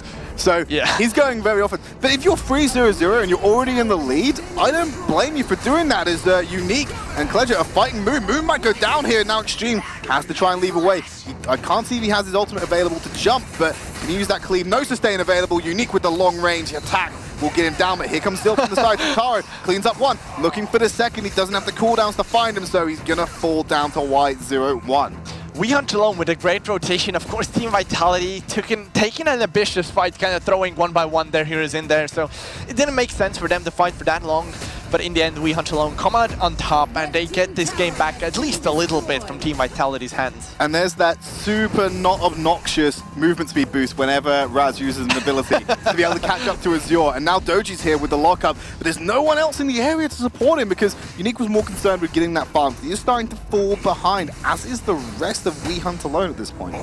Actually, they're not falling that far behind. Sure, look at the gold as well as the experience, they're a little bit behind, but you have to consider that the levels are roughly equal here for now. So I think it's still We Hunt Alone are in this game. If they can turtle this one up, it's going to be difficult because you can see Flow already destroying the tower. So Team Vitality are looking for the map control, but We Hunt Alone are definitely in this for now. Well, now you know they're just going to put all their pressure into the mid lane. So if I'm We Hunt Alone, I'm grouping around mid, expecting Vitality to come there at the moment. Yeah, for sure. And even if you look at the map, 6 seconds till Abyssal Dragon comes up, that's definitely an objective that Vitality is going to look for. So We Hunt Alone know that this is coming up next. Oh my god, Zutari's just shredded all of them, and oh, Flex got caught out by the shock on the edge of the radius. Doge's in the middle, ready to lock him up. Kledgerbeat with the Wailing Blade, but Superman from the side just brings and facilitates the absolute domination from Team Vitality. Wow, Flow with a great rotation, and this is what I was saying last game that Sefka needed to do. Superman wrapping around from behind, getting those 3 characters. He picked up a triple kill that fight. That is insane on Superman, and those pushes just happening all around. It's such an insane They don't thing. even want the Abyssal Dragon. They're going straight for the Dark Slayer. 6 minutes, 20 seconds in. They've all got low HP bars. Extreme needs to be careful, but they're going to pick up the Abyssal Dragon. Less than 6 minutes 30. I think that beats their previous record, because their previous record was 6 minutes 32. Was the fastest Vitality have done a Dark Slayer that I've seen. I'm not sure on that, yeah. but it is a really quick Dark Slayer, all things considered. Considering that Dark Slayer spawns in 6 minutes, and you usually don't want to go for it because it's a risky pick, but Team Vitality, having a great fight like that, meant that they could go for that objective basically for free because they knew that the enemies were dead. And now if they want to, they can go take the Abyssal Dragon pretty much for free, because We Hunt Alone absolutely cannot fight them if they have Dark Slayer and they have no towers to fall back on. So this should be a free Abyssal Dragon, but it looks like they're trying to get pressure elsewhere around on the map. For now, they may send 1 or 2 to go for it. Yeah, they might send some rotations, but they can't really fight them out straight, so they need to actually farm up, not really rotate in favor of Vitality. But Vitality are definitely going to look for these great fights. Yeah, and now they're starting to pressure on that mid inner with that siege minion, the amount of damage he can output, it's all ready to go. Azir's gonna put down the poke, and Sefka's there on the front line. Sutara has used Tornado already. Shock on Joe! 3 members or 4, as in for now Vitality is on the retreat. Unique is doing so much, but the shock was absolutely beautiful there coming through from Vitality. Clean up the high ground tower, which is what they were looking for. And now they take the top inner as well. They've still got that Dark Slayer buff, they still got the damage, the resistances, they have all the stats, the minion waves, they have everything to just keep on going. And they crack the base 8 minutes into this matchup. Yeah, they definitely have, and the map control that they have right now, we're 8 minutes in, but the gold difference is 9,000. They're more than 1,000 per minute, progressing in terms of gold, and just leaving WeHunt alone basically in the dust.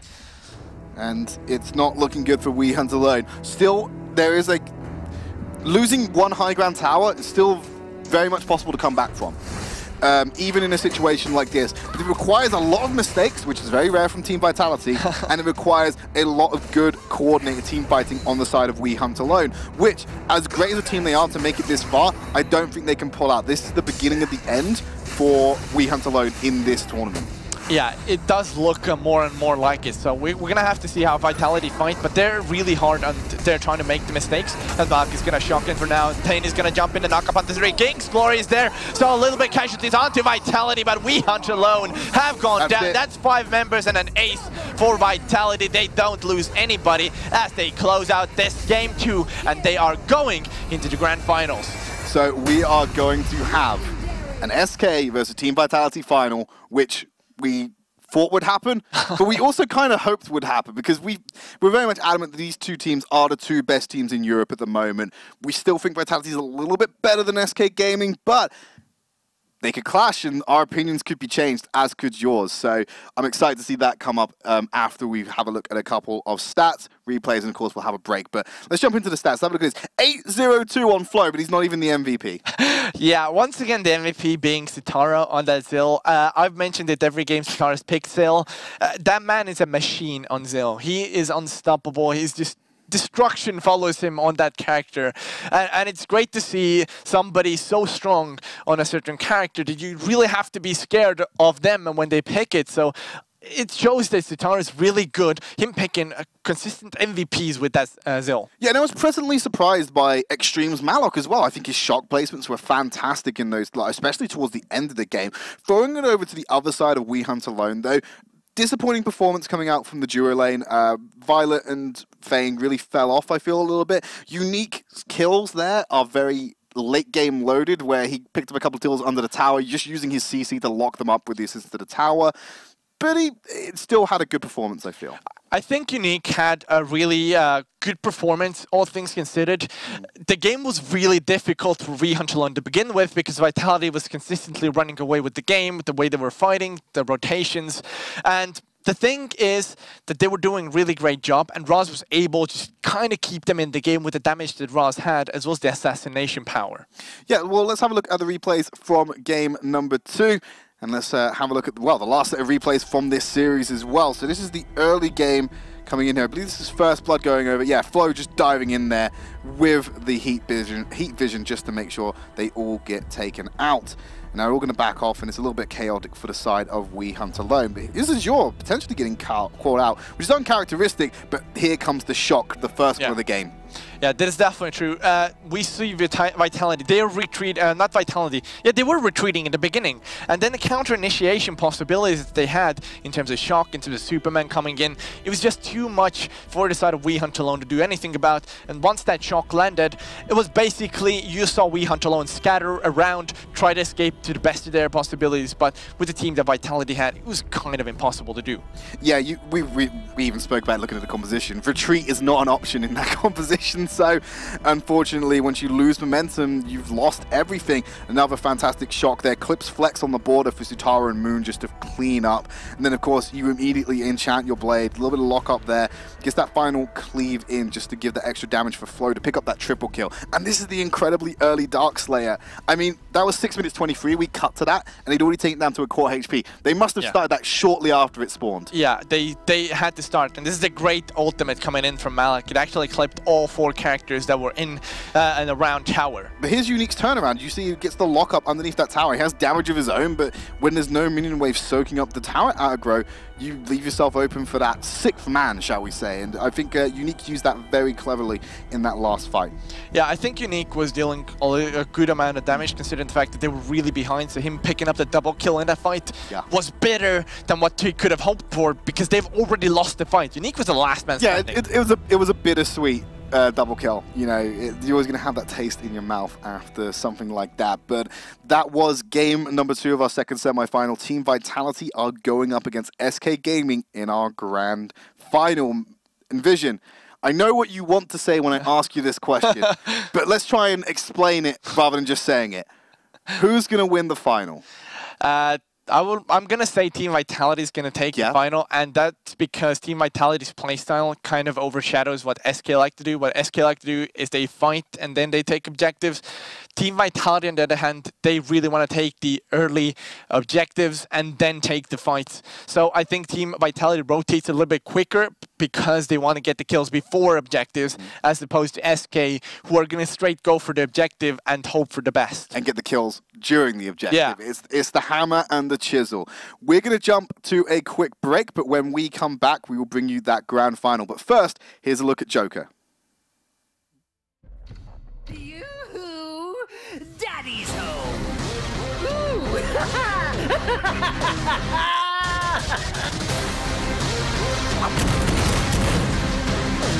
Let's give him a show! Joke's over! Arena of Valor. Download and play now.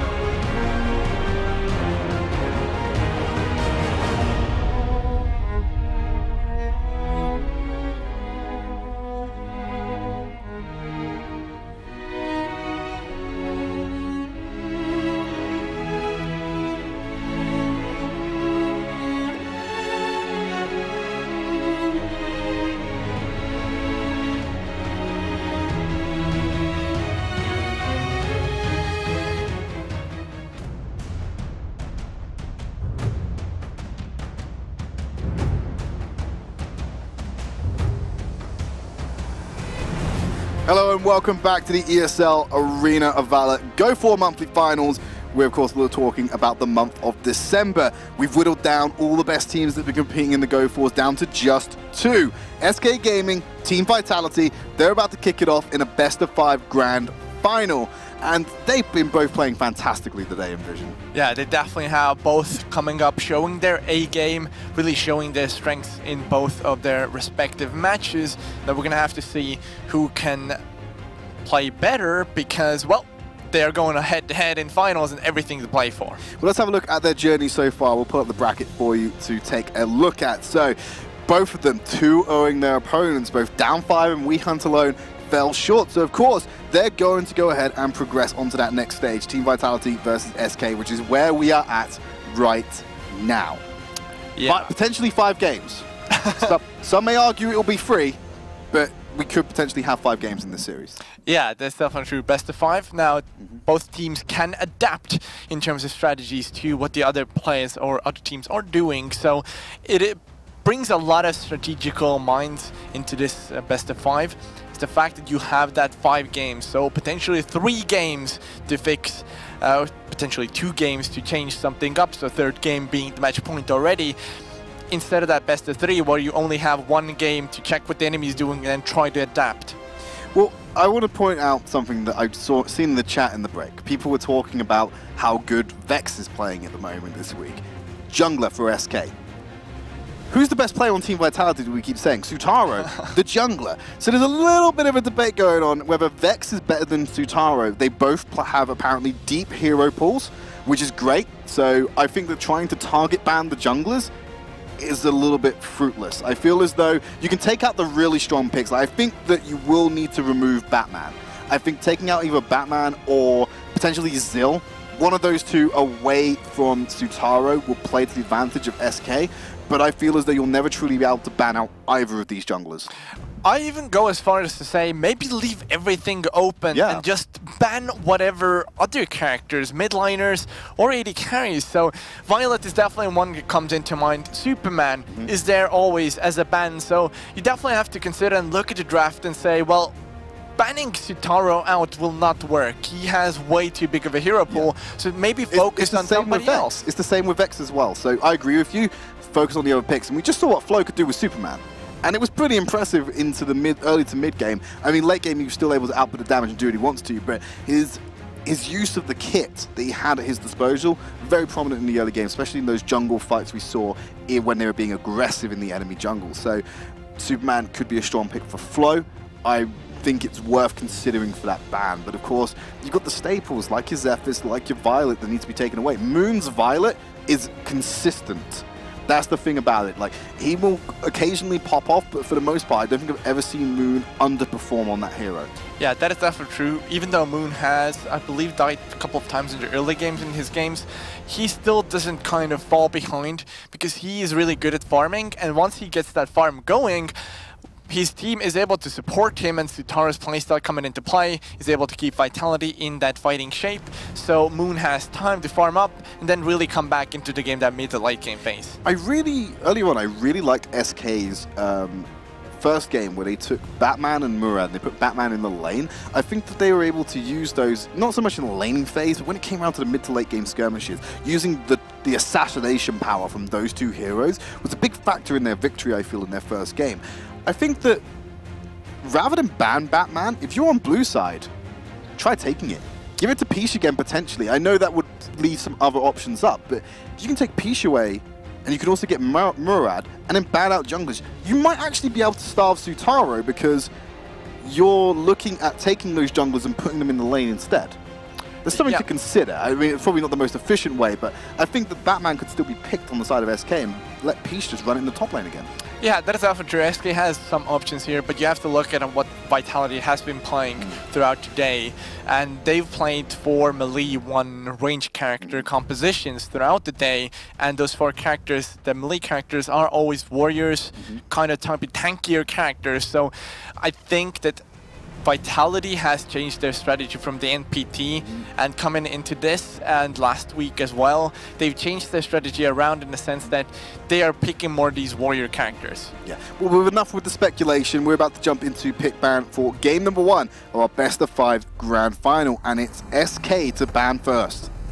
Yeah, SK has a tough decision to make. As I was saying, maybe leave the junglers open because Utara has such a huge pull, and there's the Superman ban coming through. And Vitality respecting E on that Murad. Definitely one of the good things is to see Vitality respecting somebody here. Absolutely, and now you see the Violet being locked in for the side of SK, but it leaves over 2 picks. Zephyrs on the side of Vitality. You gave us a warning earlier on in the day about letting Vitality get this one. They're still debating whether they want to lock in, though. They haven't confirmed the lock-in on that just yet, but 1 second left. I imagine they're going to stick with it. Wonder Woman as well for Flow. So if he can't have Superman, he's going to take someone else from the Justice League. This is actually kind of same setup that they had game 1 up against Hunt alone. If you look at it, I would imagine Azur's going to pick Mina here and Stem's going to go Chaugnar. That makes a lot of sense. If you look at their team composition right now, they would have insane fighting capabilities here. But who'd you put Moon on at that point? Do you go for the Fennec again? Moon has a lot of options. I mean, Moon doesn't have to go on Fennec. He can go on Valheim, he can go on Telenas, he can go on Yorn if it comes to it. Yeah, Moon plays Yorn and makes it work somehow. So, yeah. No, it's Redemption that does that, sorry, my mistake. But it does happen on the side of Vitality. But looking back to SK, they got the Ormar and the Tulin. Tulin's been a very popular mid lane of this tournament so far. Sidon did very well on it in this game, 2 games he played it.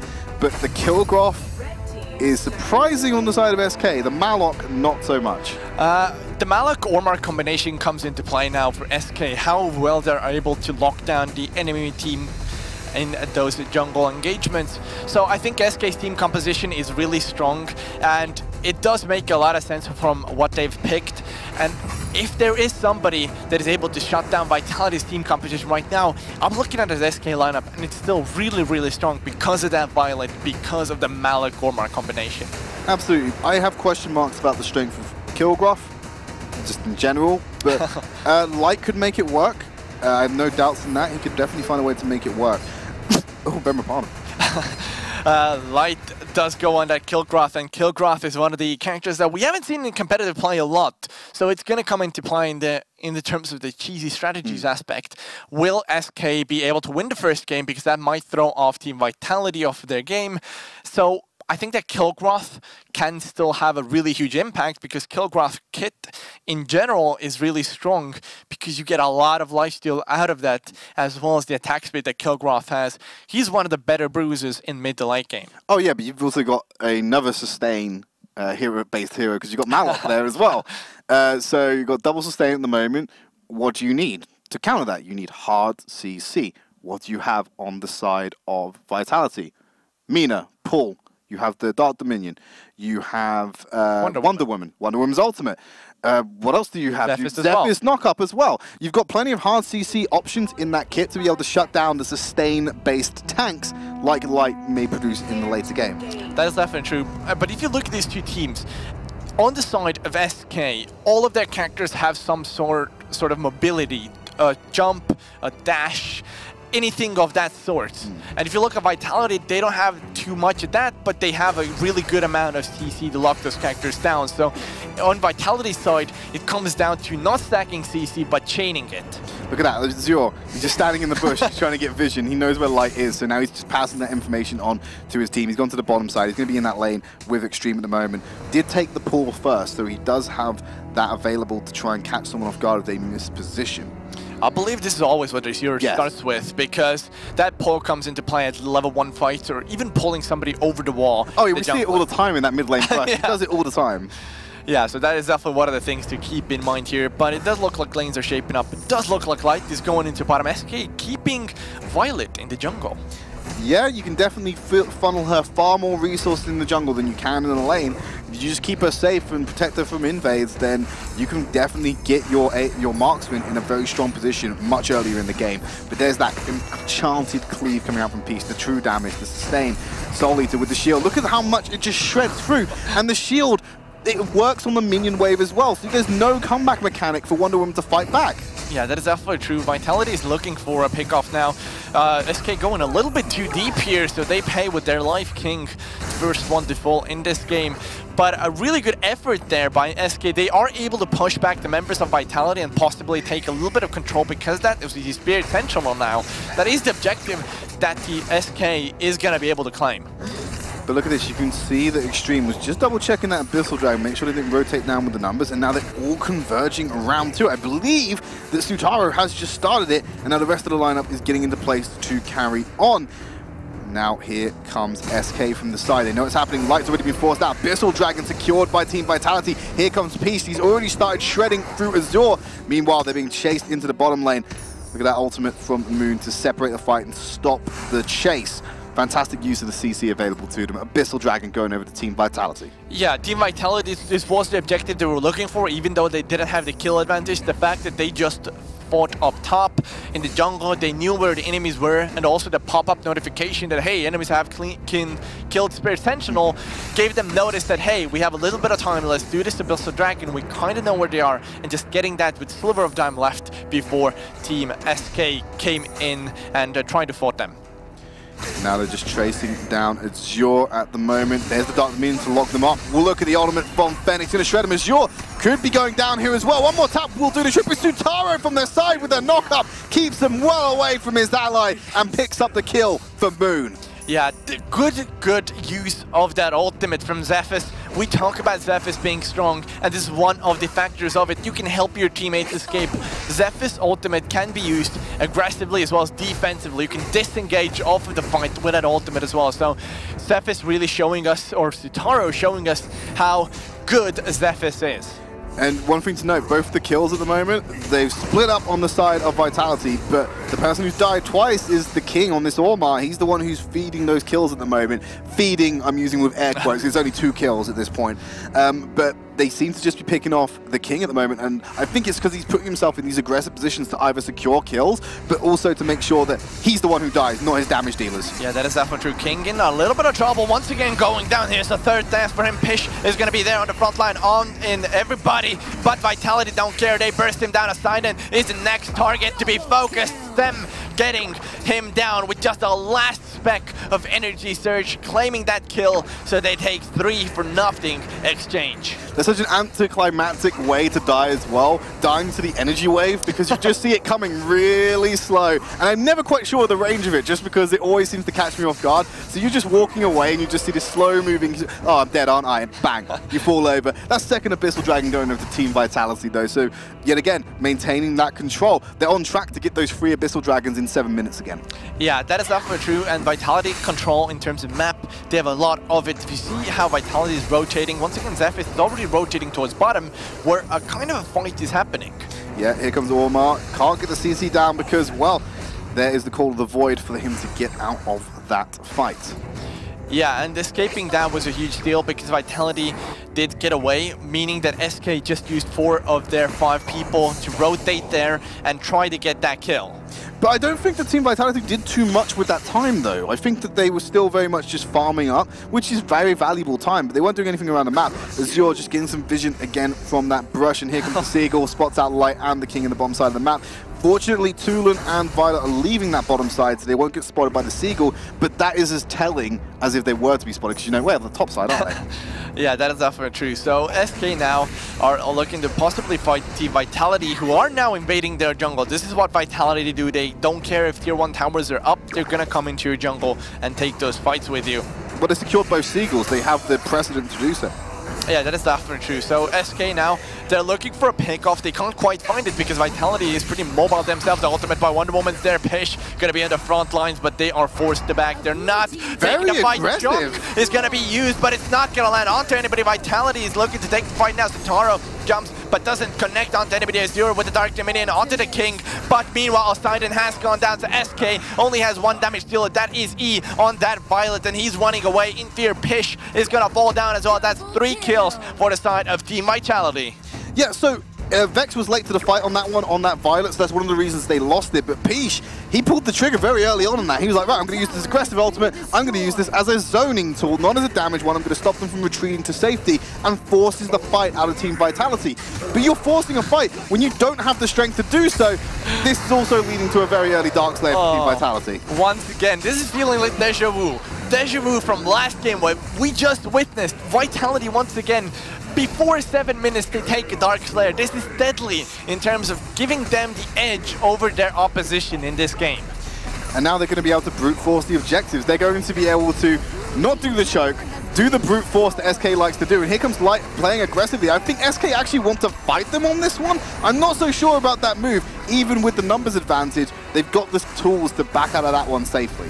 Yeah, Vitality get the safety, and that is one of the key points. And that they don't trade any kills after taking that tower. They don't lose any one of their members. So all of them still have Dark Slayer, and Vitality can still start to pressure this middle lane now. That is the only lane, I believe, that has still tier 1 up. No, it doesn't. So Vitality has clean tier 1s across the map, which means the map control is going to be in their favor now, even more so than before. Absolutely, and that was why they were playing so aggressively in that jungle earlier. They had the mid outer tower down. They wanted to work on the top, and having those towers, having the lack of information it provides and the safety net you can fall back onto, it opens up the map. Wasn't quite the 7-minute free Abyssal Dragon. I can forgive them for taking the Dark Slayer in between those. So third Abyssal Dragon going over Team Vitality. SK Gaming yet to find a kill in this matchup.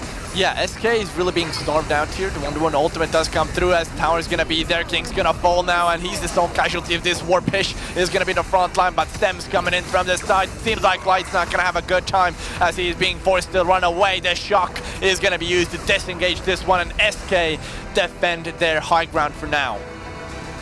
For now being the caveat of that. I feel as though with the way that the waves are all crashing, I think the only one that's not running in Vitality's favor at the moment is that top lane. But you can see Flo's gone to go and fix that now. Peach has been locked up or pulled into the fight. No ultimate available for him to use just yet, but Poseidon going very low. Shock actually got cancelled out. He wasn't able to jump into the fight, but they're still trying to turn it around. Here comes Sutaro. Look at his resistance is coming to play. He's still alive as your last remaining member. SK managed to turn this fight around, get some kills on the board. Because Flo, well, he wasn't there. He was busy doing the split push game that Vitality loved to play. Yeah, exactly. The key factor of that was Flo not being there. This was a signal for SK to initiate. They took a 4 versus 4 fight now. Flo finding himself in a bit of a pickle here, getting kind of converged on by the side of SK. So they take an ace. Late ace here, and this does open up a little bit of farm to them, as well as brings the gold gap down into a territory where they still don't have the game, but they can potentially come back. Absolutely, they can get this out of tower. They should be able to without costing too much. It's a 3v2 at the moment, but the reinforcements for Vitality are coming in. Yeah, Pish is going to be on the run for now. Malik is falling lower, no the shock to get away. Light with a dash as well. The King is doing the walking tall, but he's not going to be walking away from this one as Sidon gets hit by Stem and he's slowed down, but he's able to get away. So SK trade 1 kill for a tower, which is really worth it at this stage of the game. And Abyssal Dragon's about to come up. That's Abyssal Dragon number 4 if they want to go for it. And SK Gaming so far pushed into their base, I don't think they can contest it. They could probably just leave Moon to do this by himself, but no, he's going to have the assistance of Flo, and Azure is in the area in case SK want to get a little bit cheeky and try and steal one away, knowing that they would put minimal resources into getting that Abyssal Dragon. That is definitely true, and the fact that Stem is pushing the top lane instead of Flo kind of notifies SK that maybe they are full 5 at the top or full 4 at the top, because usually Flo is the one that split pushes alone. So SK don't have the kind of information where the side of Team Vitality was, so Vitality does secure their 4th Abyssal Dragon of this game. And there's Azure with a hook, he finds the side and Dark Dominion to lock him up as well. That's the CC they need, and there's the kill to boot. Peach becomes the sacrificial lamb, trying to save and disengage the fight, but it's not enough. There's no stopping the wave. Sutaro with the aggressive ultimate locks up the fight and keeps it going for Vitality. They have absolutely rolled over SK in what could be one of the final team fights of this game. Yeah, it looked so strong from the side of Vitality. I think the death from above that is Zephyr's ultimate called is literally playing into the hands of Team Vitality, as for now the time does come through. Light is able to clean one of the kills from Vitality, but it does feel like whenever Zephyr's comes in with that ultimate, it's literally death to the enemy team. Yeah, and they couldn't save that tower. They also lost the mid-high ground tower, so the base has now been cracked open 11 minutes into this game. Sutaro and Flo, they're going to retreat back. They have lost Extreme for now. He'll be back up on that Chaognar in any minute. And then they can regroup and reassess what they want to do. But immediately you can see the attention that Vitality put into this. Moon, he goes top, he starts a push. On the way out there, Sutaro and Azure, they kick-started bot lane to do it again. Mid's going to push naturally because of the lack of the high ground tower. So they're trying to get that wave control back into play before they make their next move. Yes, that is definitely true. But looking at the scoreline, what's interesting actually, Team Vitality is dominating, but on the side of SK, Violet or Kilgroth haven't fallen once. So they're keeping themselves in the game this way. And the further this game goes on, the more SK has a comeback potential because Violet's going to come online at one point, and so will Kilgroth, as we have initiation from the side of Vitality. Now the shock has been used already by Pish, as Moon is going to dash over the wall. Team Vitality is looking to charge down this fight. They are looking for Pish, and they're going to find him as he is going to be able to go down. Vitality still 5-man strong. Flo is going to jump into ultimate onto 2. Is going to cancel the retreat from the SK members. Sutaro moving forward. E finally falling on that Violet first death for him. Poseidon as well. They're doing all they can to defend, but it's a little too late as Vitality is charging onto the base, and they're looking to finish it right here and right now. It does not look like SK can do anything about it, and finally Team Vitality does claim the base. Fantastic victory by Team Vitality there. They got one pick off, and I wanted to point out right at the end there, the ultimate from Fennec was comboed greatly by Team Vitality. Malok's only path of retreat was to go through. He used his ult in a very aggressive way to try and protect his teammates, as we saw him did earlier in the game. But when he was trying to get back to safety, he had to walk through the Fennec ultimate. That's fine. You could probably tank that as Malok if you have the Soul Eater up. But then, Azure pulls him back in. He gets locked up by Sutaro. There's all this CC that kept him in the center, where you get double damage being dealt to you for so long. That ultimate just shred through him. Yeah, definitely. As well as the slow factor coming into play. So you really are moving so slow. And when you have 5 or 4 Vitality members charging at you, you really don't want to be slowed down. But looking at the stats, we see Light being the MVP for the side of SK Gaming. He was having an exceptional game on Kilgroth. I have to say, he was really performing to a highest standard. It was kind of a shame that his team just couldn't pick up where he kind of was lacking. Well, look at the gold difference on the SK team, where you see Vex and Light. Look at their gold in comparison to the rest of their team. There's a clear about 2K difference between these two. So you can see where the resources were going. And you were right to say that if they could keep them alive, they could possibly turn it around in the late, because they'll come online where Vitality's team doesn't necessarily do that. It's just unfortunate that the team just kind of folded before they get to that point. Let's have a look at the replays from Game 1. Yeah, that is definitely true. So we're going to see the replays now. This was the first plot. So SK started off in an unconventional manner to them. They went really aggressive in the enemy jungle, which I wasn't expecting at all, and they kind of paid the price for it with King falling to first plot.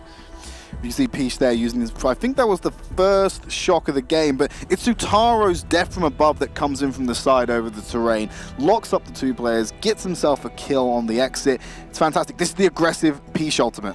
Yeah, for me that made no sense. It felt like miscommunication between the teammates, because you saw SK was backing out, and then Peach just out of nowhere ulted, and he didn't even ult where majority of Vitality members were, which was in the middle. Yeah, it was a zoning ultimate. It was to stop the retreat of the 2 that were trapped in the jungle.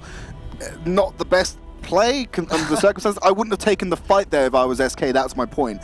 You know, that's the right thing to do if you want to force the fight. You stop their area of retreat, but you can't do that when you won't win the fight because you're at a man disadvantage. Yeah, that is definitely true. So, but SK all in all, they showed a really great fight here, even towards the end here. Just Vitality being ahead in the later stages of the game meant that Vitality was always going to come out on top in these fights because they have more items, because they have the money to work around with, as well as the experience difference, so their skills deal a little bit more damage. Yeah, so this is it. They burst out Poseidon straight away with the catch.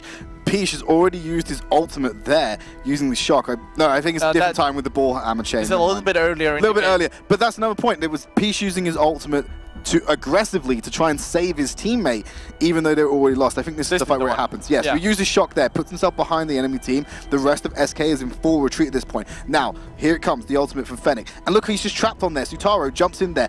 Azure pulls him back. Stem is dealing damage to him as well. He's just getting bursted down while he stood on top of that ultimate. Yeah, definitely. The slow and pull packs always gonna work on favor of Vitality.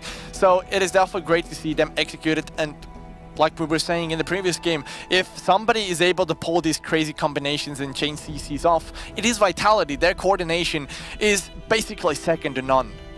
Absolutely, and that's what makes them one of the best teams in Europe. Can't say they're the best for this month just yet, because we've still got 2 more games to come minimum. Depends on how SK does in this matchup. So we're going to be ready to jump into game 2 shortly enough, I believe, and we'll bring you the pick and ban for that one. So adaptations for game 2 as we jump into the draft. I definitely think that SK Gaming will have to bring their A game once again, because now Vitality is in first pick. So they're going to be able to pick that Violet up if it's left open, and we know the impact Moon has on the character. Absolutely. Murad ban being the first thing off the board today. Want to remove that from Vex. I think that's still the respect coming out. Yeah, that's definitely true, but you have to consider now that SK is in a difficult spot. Violet and Zephys are both open, so these are the first 2 picks. So I'm guessing they're going to sacrifice the Violet to the hands of Vitality, and they want to get that Zephys themselves. But Vitality don't take the bait, they are gonna go for the Superman. Yeah, they because SK banned out Batman this time, it means Superman was left open. They've now locked that in first pick for Flow, because I think they know that the SK would probably want to play this, but it does give over the Violet and L'Oreal, like you correctly said. I don't quite agree with the L'Oreal pick here, because as we've seen throughout the day, Vitality doesn't run L'Oreal or Raz or one of those squishy mid laners. So I think they could have sacrificed L'Oreal and picked up Zephys, because I'm pretty sure Vitality is going to pick it this draft phase. Now, but you still have to consider the fact that Vitality has those 2 picks now, and maybe just leaving that L'Oreal for the next round of picks will work better for them. Okay, so now they're moving on to Zill and Ormar. So Zutaro Zill is an option, and we've also got Azure playing Ormar, we would assume.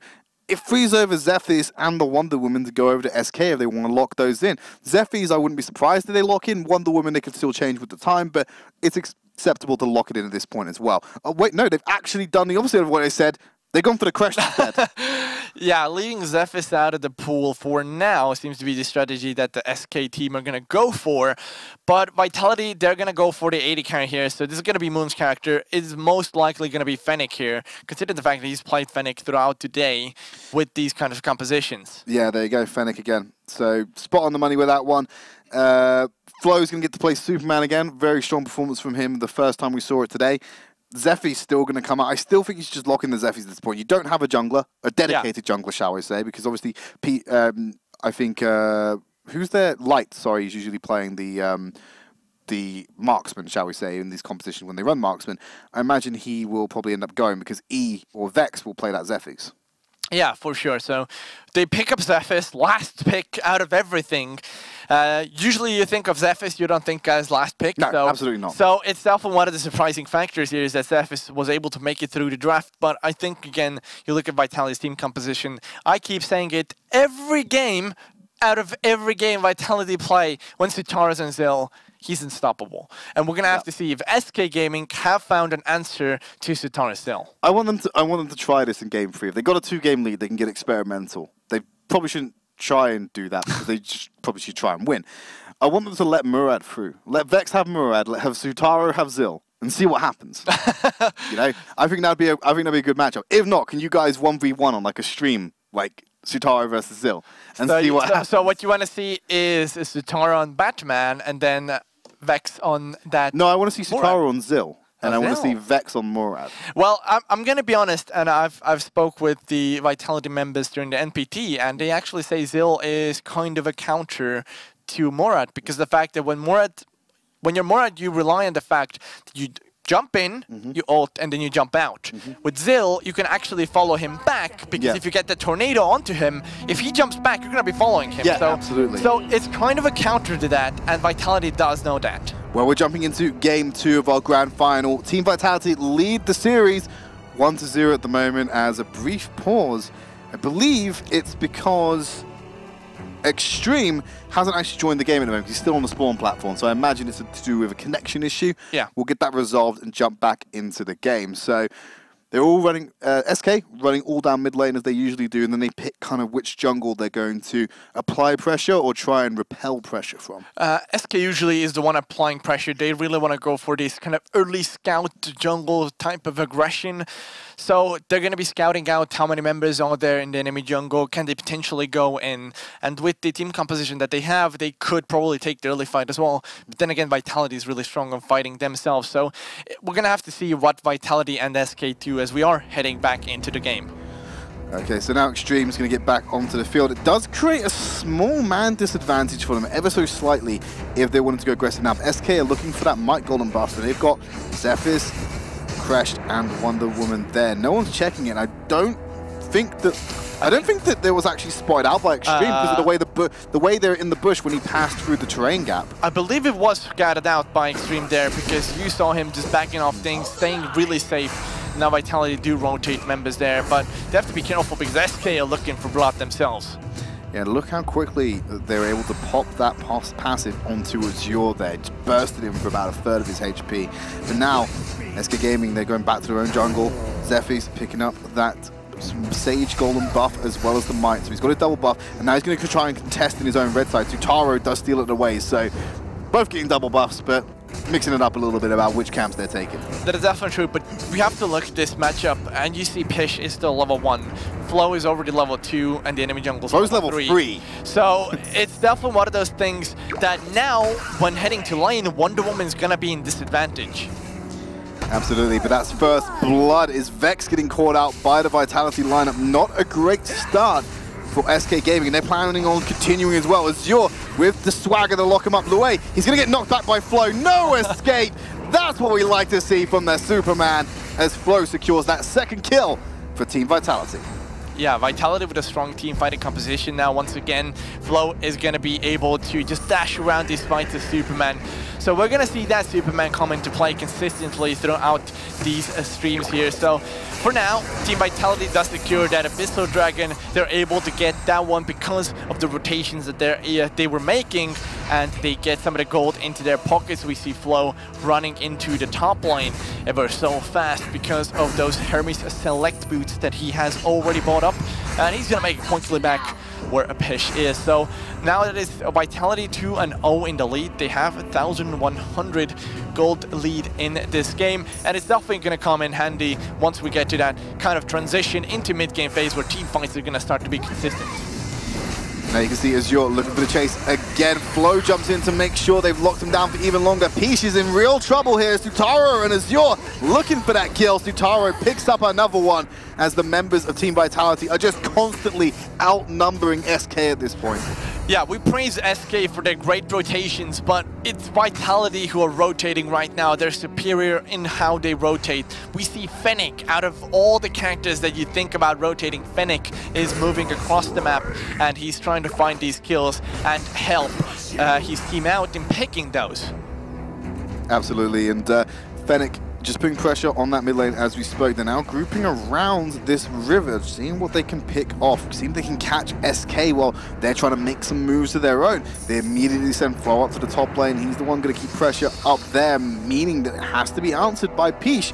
But because Superman is so much more mobile than Wonder Woman, he's able to make that rotation a lot faster and get back into the fight. Tutaro does miss out those blades there. Here comes Azure. Yeah, Louis gonna be using the Metamorphosis to counter-initiate this one. SK is looking for blood, but it's 5 members of Team Vitality there. They have to be careful because for now, Pish is split pushing up top, so SK is stalling time rather than trying to take this fight. And now Azure going to go back into the mid lane. Immediately, the mobility from Flo. He's able to be in the bottom half of the map for the fight, then transfer out to the top side very quickly. And I believe it's all down to those Hermes Select and just his innate speed, but there's a definite above from Vex to lock up Extreme. Energy Wave to pass back, but here's Azure.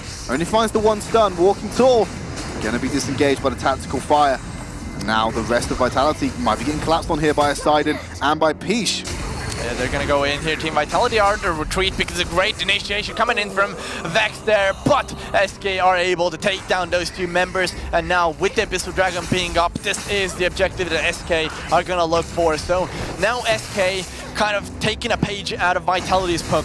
They win a fight and then they go for an objective. Yeah, absolutely. It's fantastic there. Lue nearly going down in that engagement with the Abyssal Dragon. That would have been disappointing, but first Abyssal Dragon in the game. Their first Abyssal Dragon of the series being taken for SK Gaming. Yeah, SK coming out strong now. They turn it around and they're able to find Sutaro now as well. Kind of Louis pushing him back. For now, SK is on the retreat. They need to heal up before the next fight. Yeah, he needed to do that. Otherwise, he wouldn't have had the shield to be able to survive, because at that point, Sutaro would just burst him down with a couple of abilities. So that was very much just to keep himself alive, not to engage any fight. Peach locking up Flo under the tower. The mobility from Flo keeps him out of the stun range. That could have been devastating if that connected in tower range.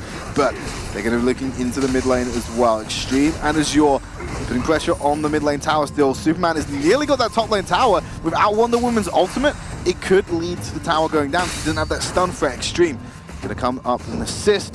But here's Azure contesting Vex for the Might Golem as well.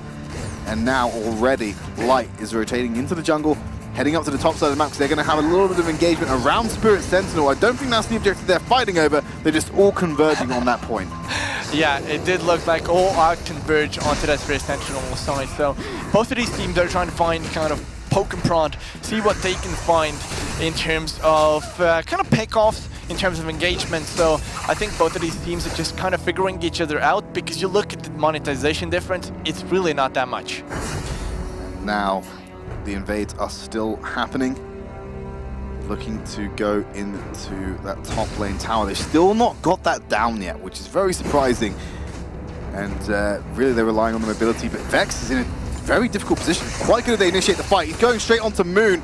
This is Yor who gets the majority of the burst out of this fight. Yeah, Stem's going to be on the rotation. He's going to be running away for now. But for now, Vitality does kind of take the fight, and they're looking for the Abyssal Dragon pickoff. So this is what they were looking for, and why they were rotating forces into that side of the map, is because Abyssal Dragon is the objective that Vitality wants to take for now. And now this is where they're looking to start off the fight. Huge death from above from Vex, followed up by the Metamorphosis from Lue, and it's going to keep them all in a static position for the cleanup from SK Gaming. And that's the second Abyssal Dragon of the game going over to the boys from Turkey. Yeah, SK with a really strong fight initiation there. They get the Metamorphosis, they get the death from above, the necessary combo in order to take down Team Vitality. And on top of that, Poseidon with the blinks, with the wheels and the smite, he's able to dash around the fight. Well, Flo manages to get that tower. He has the HP to fight against Peach, and the mobility instantly deletes Diana Prince. And one thing I want to note there is Vitality, they've not done the choking strategy that they usually do, or they've not implemented the choke so much. So SK can still be aggressive with these fights and brute force these objectives. And I think SK Gaming are actually better team fighters than Vitality. I think it's just that Vitality wins out the fight because they're sort of more methodical, and they really only take the fights when they have the advantage.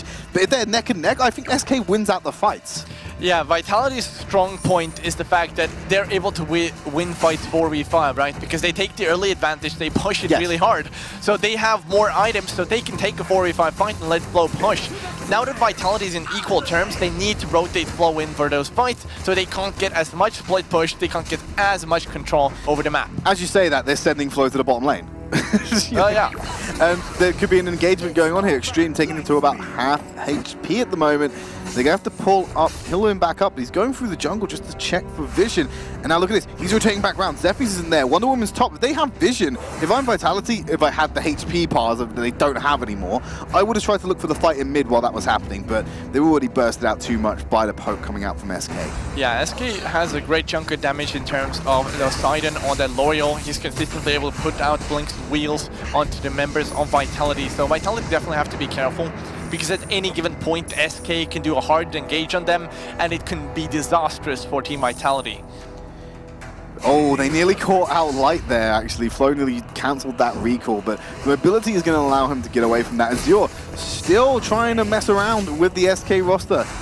I don't think he realizes that this is a very delicate situation. If he messes up, this could go very wrong for Team Vitality and put them in a hole they may not be able to climb out of. Yeah, this is definitely true. SK only need one team fight to scale this game and really take it into their hands and be the drivers of this lead. So it's definitely one of the situations where Team Vitality have to be careful with how they look for these objectives and what they want to focus on. Well, they're going to be playing around Abyssal Dragon for now. That is the main objective. Keep the third one for SK Gaming. Flo can't get the steal in there. He's just running around to get that information. Vitality didn't really do anything with that time that was generated on the map. They usually send someone to go and split push that top lane away from it, but it's actually Superman applying pressure onto Light at the moment and keeping him underneath that tower. Now, he's going to stay in that lane rather than go and join Vitality in the mid lane, which is unusual to me because they had a numbers advantage. This is... Vitality, I feel, are missing opportunities to get these advantageous fights that they should be capitalizing on when the game is still this close. Yeah, it's definitely true, and I think some of that comes down to the fact that the game is this close, 10.5 minutes in. Vitality is not used to them being in equal terms. They are always leading. And we saw in previous games, Vitality took 6 minutes Darkslayer. Right now, it's not even possible to do that. Well, Poseidon went very aggressive there, and it's baited out as Azure. He's having to run back. There's the Metamorphosis. Easy pickup from Poseidon to take down Azure, so that gives them the numbers advantage. Look at this. Vex is taken out Extreme in the top lane while this is going on, and now Sutaro, I think he got a kill onto Light, but now Moon is underneath the tower, and Flo will keep Poseidon under there, and now he's going to fly away to safety, because he's Superman. He just goes where he pleases at this point. I'll be honest, the beginning of that fight, I saw Poseidon dodging Superman's pushback with the blink, but then Flo got his flow going, and he literally was pushing Poseidon back so many times that he really couldn't do anything. Sometimes you have no choice but to go with the flow. And unfortunately, that's what's happening now. And look at that. He manages to get himself to safety yet again. Vex, come on, stack up that 4th auto attack, get that extra damage. But no, death from above, used for mobility purposes. But Light is now potentially exposed here. Azure does get slowed down by the bomb at the moment. He's still looking for Light. Flo is committed too much to that one. Yeah, Flo went over aggressive, really hungry for that kill onto the line. Was unable to pick this one up, and now we see SK kind of capitalizing on the fact that they have the numbers advantage. They can push this if they so as well please. We're also getting into Dark Slayer territory, and SK are actually starting this, and they're not using it to bait the fight. They've sent Vex into an aggressive position to keep them away. And look at that, he could potentially go down here, but no, that's Zephy's for you, ladies and gentlemen. Balanced Hero 2018. What? He trades the kill, he doesn't even go down empty-handed. SK pull off the Dark Slayer, and they start to clean up Team Vitality. They cleanly aced them because Flo is now back up on the board. I don't think he's enough to stop this Darkslayer. Wow, insane plays all around from SK Gaming. They brute force first and foremost, they bait out the Darkslayer. They don't quite brute force it, but they bait it out. And then forces Vitality to rotate their members. They set up the trap and they take the fight in the enemy jungle, where Vitality wasn't expecting that. Oh, I panicked there for a second. I thought Peace was in the Darkslayer pit and those heat vision just killed him, but no, he was off to the side. Darkslayer secured. Lue going aggressive, hoping to have Poseidon with him, but Flo's already out of there. He knows once the Darkslayer goes, there's nothing he can do. Yeah, SK is slowly starting to take this game as we see map control kind of going into their favor now as well. Crushed solo jungling, the blue buff. It's not something you see every day, but the fact that Vitality has fallen behind and SK have been really dominant in this fight is kind of scaring Vitality, and they're not able to play as aggressively as they're used to. Absolutely, and this is a dangerous situation. When SK has the lead, they're gonna win these team fights. They have Darkslayer. It's looking even worse for Team Vitality at the moment. This must be an unfamiliar feeling for these guys at the moment, to be pushed into their base with not a lot of headway made in towards their enemies. And now SK, all 3 lanes at the moment, that's where they're applying the pressure. Crest is jungling for some reason, but he'll be joining the fight in a second. I'm sure of it. Maybe Louis is the new jungler for this side of SK Gaming. Absolutely not, but 2 taps from Sutara, 2 taps from Light there decimated Sutara's HP pool. So I'm not looking forward to seeing him try and combat that as we're going into the later stage of this game and Violet really starts to come online. Yeah, Violet already has 5 items, so you have to consider what happens when he's on 6, but Azure is gonna look for the fight right now. He jumps over the wall, but he gets punished for that. High ground tower does go down to the side of SK. Sutaro is gonna be on the run as the Stem is doing all he can, but Flo is gonna jump in, and he does not get anybody whatsoever. So SK still looking 5-man strong here in this middle lane. Team Vitality have to defend this somehow, and for now, it seems like the stall strategy is working for them.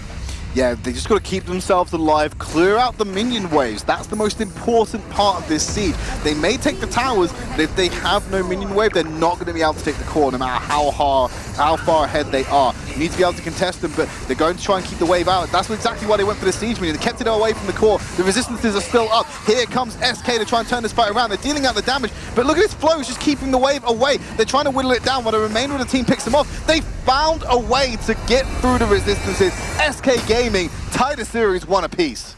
Yeah, SK with a great play in the end, as we were speaking so many times about what SK likes to do. They like to brute force. They don't care for heroes, they don't care for kills. They like to brute force the objectives, or they just go for a straight up fight. And they don't kind of respect your towers, they don't respect the objectives. They just, in a sense, they just force their way through it. And this is exactly what we saw. Vitality, great mindset, let's keep the minion wave away, so tower has, or the base has more resistance. Well, SK doesn't care, that's one less guy to deal with, we're still gonna go for your base. Absolutely, so let's have a look at how the stats turned out for that game 2. Let's see who's making the real impact in this one. So, Moon, one of the weaker games we've seen for this guy. Fennec, 036, uncharacteristic for this marksman. Sutaro, yeah, that's a weak Sutaro game, but that's still better than a lot of other players. But let's have a look at SK on this one. Let's see where the impact's coming out of that one. Yeah, definitely. Asidin, one of the most notable ones, being the MVP for this game.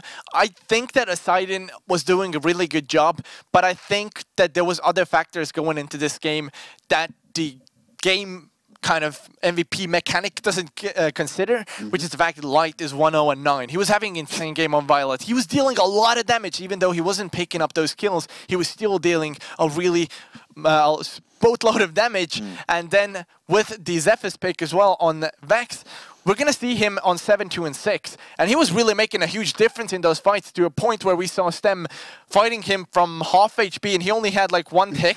And he was able to trade in that fight. It was insane.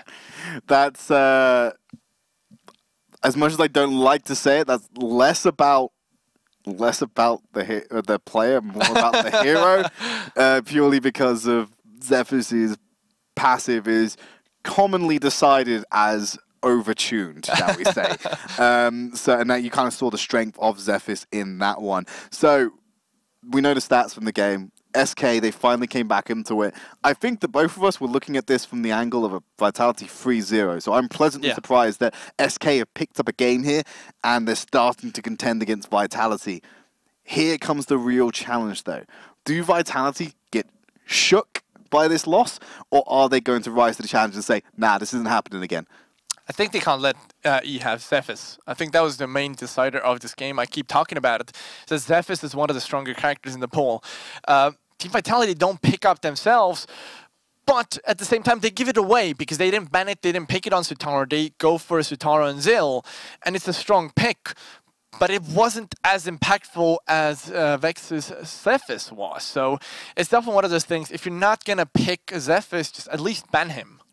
Right, well, we'll see how impactful that Zephyr's was. We're going to jump into the replays, and hopefully we'll have some little bit of visual cues to back up what you've just been saying there. But here's the early on in the stage. It looks like Luay is getting caught out of this one.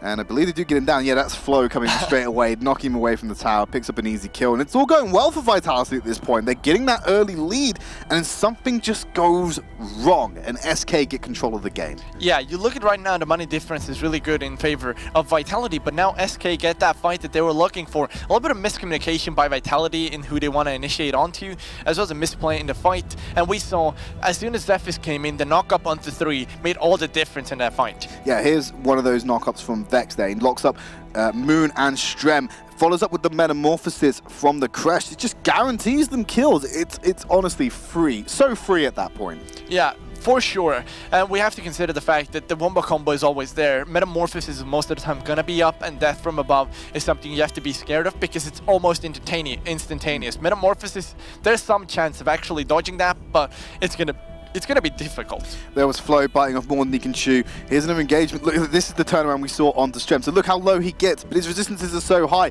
And he just clashes with the giant elephant and just trades. They both trade each other's lives at that point. It's unfortunate that Zephys existed in this game. Yeah, Zephys is one of the key factors here, but I do like to see the team play that SK had in terms of their mindset. They were really on the same page as opposed to when first game was when Malak jumped in, nobody followed them. SK this time around showed great team play, great communication, and it really was showing in this game because they took the game back from Vitality, even though Vitality in the beginning was starting to run away with it. Yeah, so we're now getting ready to jump into our third game. We thought it could have been the final game, but we know we're going to have at least go to game 4. Depending on who wins this one, follows that one ready. So we're going to jump into pick and we're going to jump into, hey, what's going on here? Apparently we were going to pick into the pick ban for it, but we're not going to do so at the moment. So we'll talk a little bit more about the game anyway. So, game 3. We're saying that Zephys needs to be removed from Vex. He will be removed. I'm not saying that it should be removed. I'm saying Vitality, they are good players. They know now that Zephys was on Vex's hand that it can't be there anymore. And Vitality has second pick. So I'm certain that Vitality is going to ban that Zephys because I believe now that they've seen the power of that Zephys, they can't really just let it through the draft anymore. They're going to have to first pick it on the side of SK. Okay, well, we'll find out how true that is as we jump into pick ban for game number 3. Superman ban, Murad ban, Zephys open. Will Vex lock it in as the first pick? I would like to see it, though Violet is open, so we have to consider that pick. So it was really strong last game. Violet coming through now is the pinnacle of SK's gameplay. Though I would really like to see Team Vitality this time around focused on that Zephys rather than Zill. See what they go for. Superman's not there as a distraction anymore. Will Batman be the bait that keeps Sutara away from the Zephys? Or are they just going to run it both? That's Zephys and Zill. So Sutara will take it in the jungle. Flo will probably run that in the top lane. Yes, that is one of the possibilities for sure.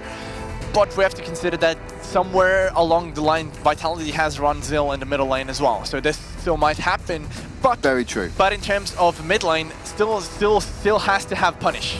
They've actually subbed back in Redemption. So that's their main marksman that comes into the team here. So if Moon is definitely in the mid lane. You were concerned about L'Oreal. Moon plays L'Oreal. Moon plays Illumia. We could get some mixtures in there, but they're being even more creative. Scud and Crest for the side of Team Vitality. So for now, it's looking for certain that Zill's gonna head the middle. There's no question about it. They're missing an AD carry, and Scud has been top laner for Team Vitality for multiple games.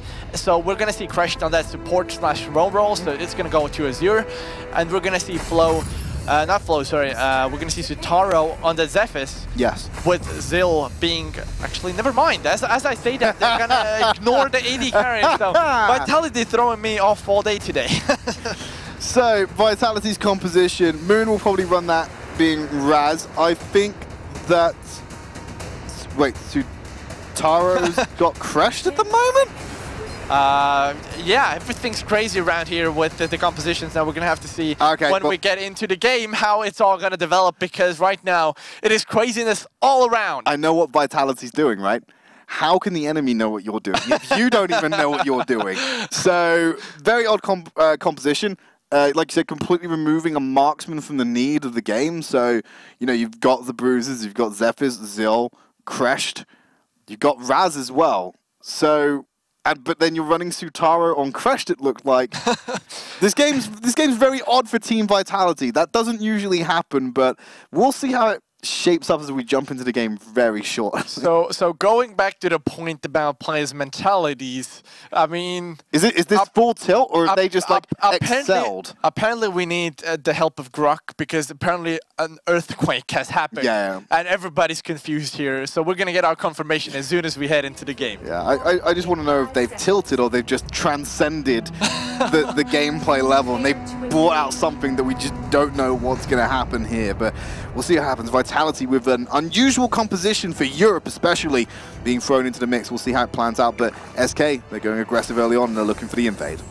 Yeah, once again, SK start with their kind of pinnacle invade here, so they're looking for all 5 members going in, but we see Flo coming in from behind. Zutaro is going to be on the run, but SK is caught up now as the converge happens from the side of Vitality. They're focusing on Louis, who's going to go down, and now will SK get away, but it doesn't look like. Actually, Pish coming back with the damage is there, but Vitality claiming another casualty. 2-1 in exchanges right now. Poseidon is in the midst of the enemy team as for now. 3 for 1, 4 for 1 in favor of Team Vitality. Which is very unusual because they don't have a marksman. And it's also because Zutaro, hang on a minute, Zutaro is playing Crashed. Azure is playing Scud. That's believable because Scud is played in supportive roles sometimes. Redemption's playing Zill. He's usually the marksman for the team. Moon's playing Raz. And then Flo, so Zutaro, I think Zutaro is in the wrong role. And Redemption's in the wrong role, but they're not running marksman, so they have to adapt. I'm just so confused right now. I just want to say all props to Moon for sticking to what we know. And he's on that middle lane with the character we know he plays, so we know he's on the correct role. And everybody else is throwing kind of weird stuff around here. But on the side of SK, we have a little bit of a more conventional lineup here.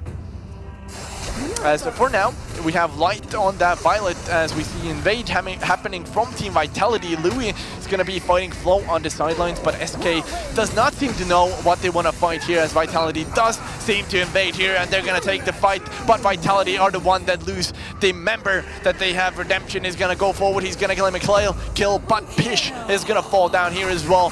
In the front lines. Oh my god! Over the wall! He preempted it! Jump. It's insane as the burn from the red buff does claim the life, but oh my god, that spin was amazing! Rev up your PogChamps if you're in the chat, boys. That was incredible. That prediction that Zutaro was going to do that, he caught it perfectly as he landed out of that dash. Well played to Vex. And you got to think about, Eri is listed as a warrior tank. People play her as an assassin. So Vex, he doesn't have access to these heroes he might have usually had. Eri could be a good alternative as this game starts to go, and he now has access to Ryu as well, so he's going to be even more lethal. Yeah, that's definitely true. Once that Ryu comes into play, you stun everybody around you, and you get that movement speed bonus, so it's potentially a skill that you can ignore the front line and straight go for the back line. And with Eri's damage, it's definitely possible to take some of those great damage dealers out of the equation, as we see for now a fight happening. Vitalities and scrambles as SK are looking so strong to spin onto Flo, but he's fighting back. That still alive! On there, Flo still surviving, but not for any longer. SK are running, they've lost one more player as Pish is going to be on the run. E is going to take this fight, but he can't win it. And just like that, it's 3 for 1 in favor of Vitality. Still maintaining the lead, 5 kills ahead. They've got about a 1.5k gold lead at the moment. Team Vitality holding on to this one very early. I'm concerned for how their late game looks though. They don't have a marksman, but you have Violet on the side of SK. This is a game that Team Vitality needs to win early, and if they can't do it, then they're just going to lose when it comes around to the late game. This game is literally a ticking time bomb for Vitality, so they need to push this into next gear and get this game snowballing towards their victory very quickly. Yeah, that is definitely true, but if we look at what SK versus Vitality have right now, all the money that is coming from kills is going into the hands of Eri. But on the SK or Vitality side, they have kind of more spread around farm. So their characters are getting farmed while SK only has that one powerhouse character. Yeah, and most of it's gone on to Crashed and Zill. So that's not necessarily the best place. Oh, sorry. No, Zill and Crashed. 2.9k, 3k. Ah, yeah, sorry. Yeah, so, yeah, that's not the best place you want to be putting it. Yeah. Like I said, I agree with you, it's more dispersed than it is on the side of SK, but still could be better. Scud using the roll around. Vex may be able to escape from this one. I don't think Vitality want to commit to this one. They pushed him away from the Abyssal Dragon, and they want to keep Metamorphosis in the pocket in case they try and go for the steal. Yeah, that is definitely true. So SK have to consider the fact that Metamorphosis is still up, but he is going to be coming back now. Look at how he disengages perfectly! Yeah, it is there, as Zutaro is going to be on the front lines trying to deal damage, but Abyssal Dragon was what Vitality was focusing on. They take that down, and they get a compensation kill as well. Poseidon going to fall. So Vitality with a strong mid game here. I just still can't. I'm sorry, I'm still in shock because I was there reflecting on Vex's area play with the spin, because I was like, that's probably the first time I've actually seen someone get like styled on in Arena of Valor. Like, yeah, I'm sorry, that's going to be playing on my mind for a bit. But back into the game at the moment. Vex is heading into that blue side jungle, and well, he's being forced out already. Sutaro and Azure clean him up quite handily. Definitely weren't happy with the Darkslayer play, so they're going to be paying him some special attention throughout the rest of the matchup. Yeah, that is definitely true. And as well, if you think about it, right now Vitality are running their kind of signature playstyle in that they're invading the enemies consistently. You can see the money going into their pockets rather than the enemies. The gold difference is about 4,000 here. So Vitality is definitely running away with the game, and it's all up to SK to stop this kind of fallout to happen. I don't think they can stop the fallout. Here's the thing. I personally see this game for SK at this point where it's got to with Vitality as loss mitigation, right? Vitality are going to have control of the game for a substantial amount of time from this point onwards. Your job as SK is to, one, pick off kills like this, potentially kill Flow, but Zephyr's has got that passive, which means he won't die that easily. Might get away, gut punch there to go. No, it's fine. Concussion rounds will get the shot. The Azure comes in as well with the spin to keep Pish further away from his team. He's still isolated though. He's just trying to buy time for Moon and Sutaro to get here, but he might go down before that even happens. There's the Ryu from Vex, and this could be horrible for Team Vitality. They're not too careful, but it keeps pulling more and more members to the fight, because now here comes Redemption on this hill, which is unusual for me to say because it's usually Sutaro, but Moon picks up the kill onto Light, and he's still going for one more, but he has to back around. Get us back to bot lane now, and look at that. Lue finds more kills by himself on that Shaognar, because guess what? He just has surprisingly a lot of magic damage, and this fight is still going on. Yeah, Louis finally is able to disengage off of this one. Really prolonged fight here, and some of that comes down to the fact that they were pulling in heroes one by one, so it was an ongoing fight throughout all of this. There's kind of a constant gank happening there on the bottom lane, as we see Redemption now cleaning up the kill on the E there, so Vex going down. But SK right now, they need to farm up, because late game wise their team is the stronger one. They have more damage, they have more kind of sustainability in that sense. So if they can just stall it out, take it into a long run, they definitely have a chance of winning, and it's on to Team Vitality to try to push this to victory. Yeah, that's what I was saying. It's loss mitigation. They don't have control of the game. It's all going to go down. Metamorph is still up, Pish up underneath that tower. Redemption has the damage, as does Azure. This is another pickup, but Azure actually goes down because he tanks too much in the turret. They didn't bring a disable. They're not going to be able to pull off those aggressive moves, but loss mitigation. Do not lose too much, and you can come back in the late game. If you lose too much, it doesn't matter how strong you are, you're just not going to find the footing to get back into the game. But Moon, going into Lue, will get away with that CC breaker, and Vex dashing away further than Zil can chase up to him. Yeah, that's definitely true. And Ares' mobility is one of the key factors why Ares is picked whenever she is picked, because Ares, Shadow. Is it? Yes, the dash is Shadow. Yes. So she can use it 3 times, and that is a relatively long range dash.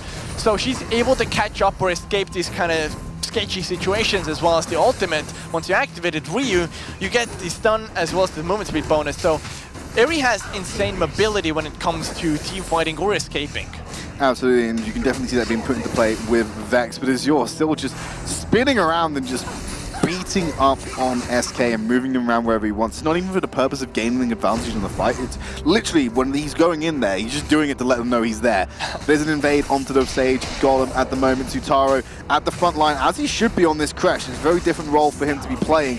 Gonna back off, he's got the Rage Bar. I'm pretty sure he's got Metamorphosis if he needs to pull the trigger, but I don't know if Vitality are looking for this. Flow with the death from above helps them secure the kill on to Ormar, and now it's Azure gonna back off. That's a double kill for Redemption. Moon with the uppercut. Might be up. Redemption going in yet again. Oh, the Tornado is gonna come through, and that's another kill going into the hands of Team Vitality. So Redemption is gonna get a quad kill out of this fight, and really good, great play by Zil. Redemption's really showing us that he can play Zil as well. It's not just Sutaro who's good on that character. So, I mean, it's definitely one of those things that Team Vitality all round have a good mechanically good players, but they're just running such a good team composition, and they're all on the same page in terms of fighting. Yeah, there's the Darkslayer being taken down for Team Vitality, the latest one of their tournament run. 10 minutes, unusual for Vitality if they ever take the Darkslayer, but they've got it in their pocket, and that's what counts. Yeah, for sure.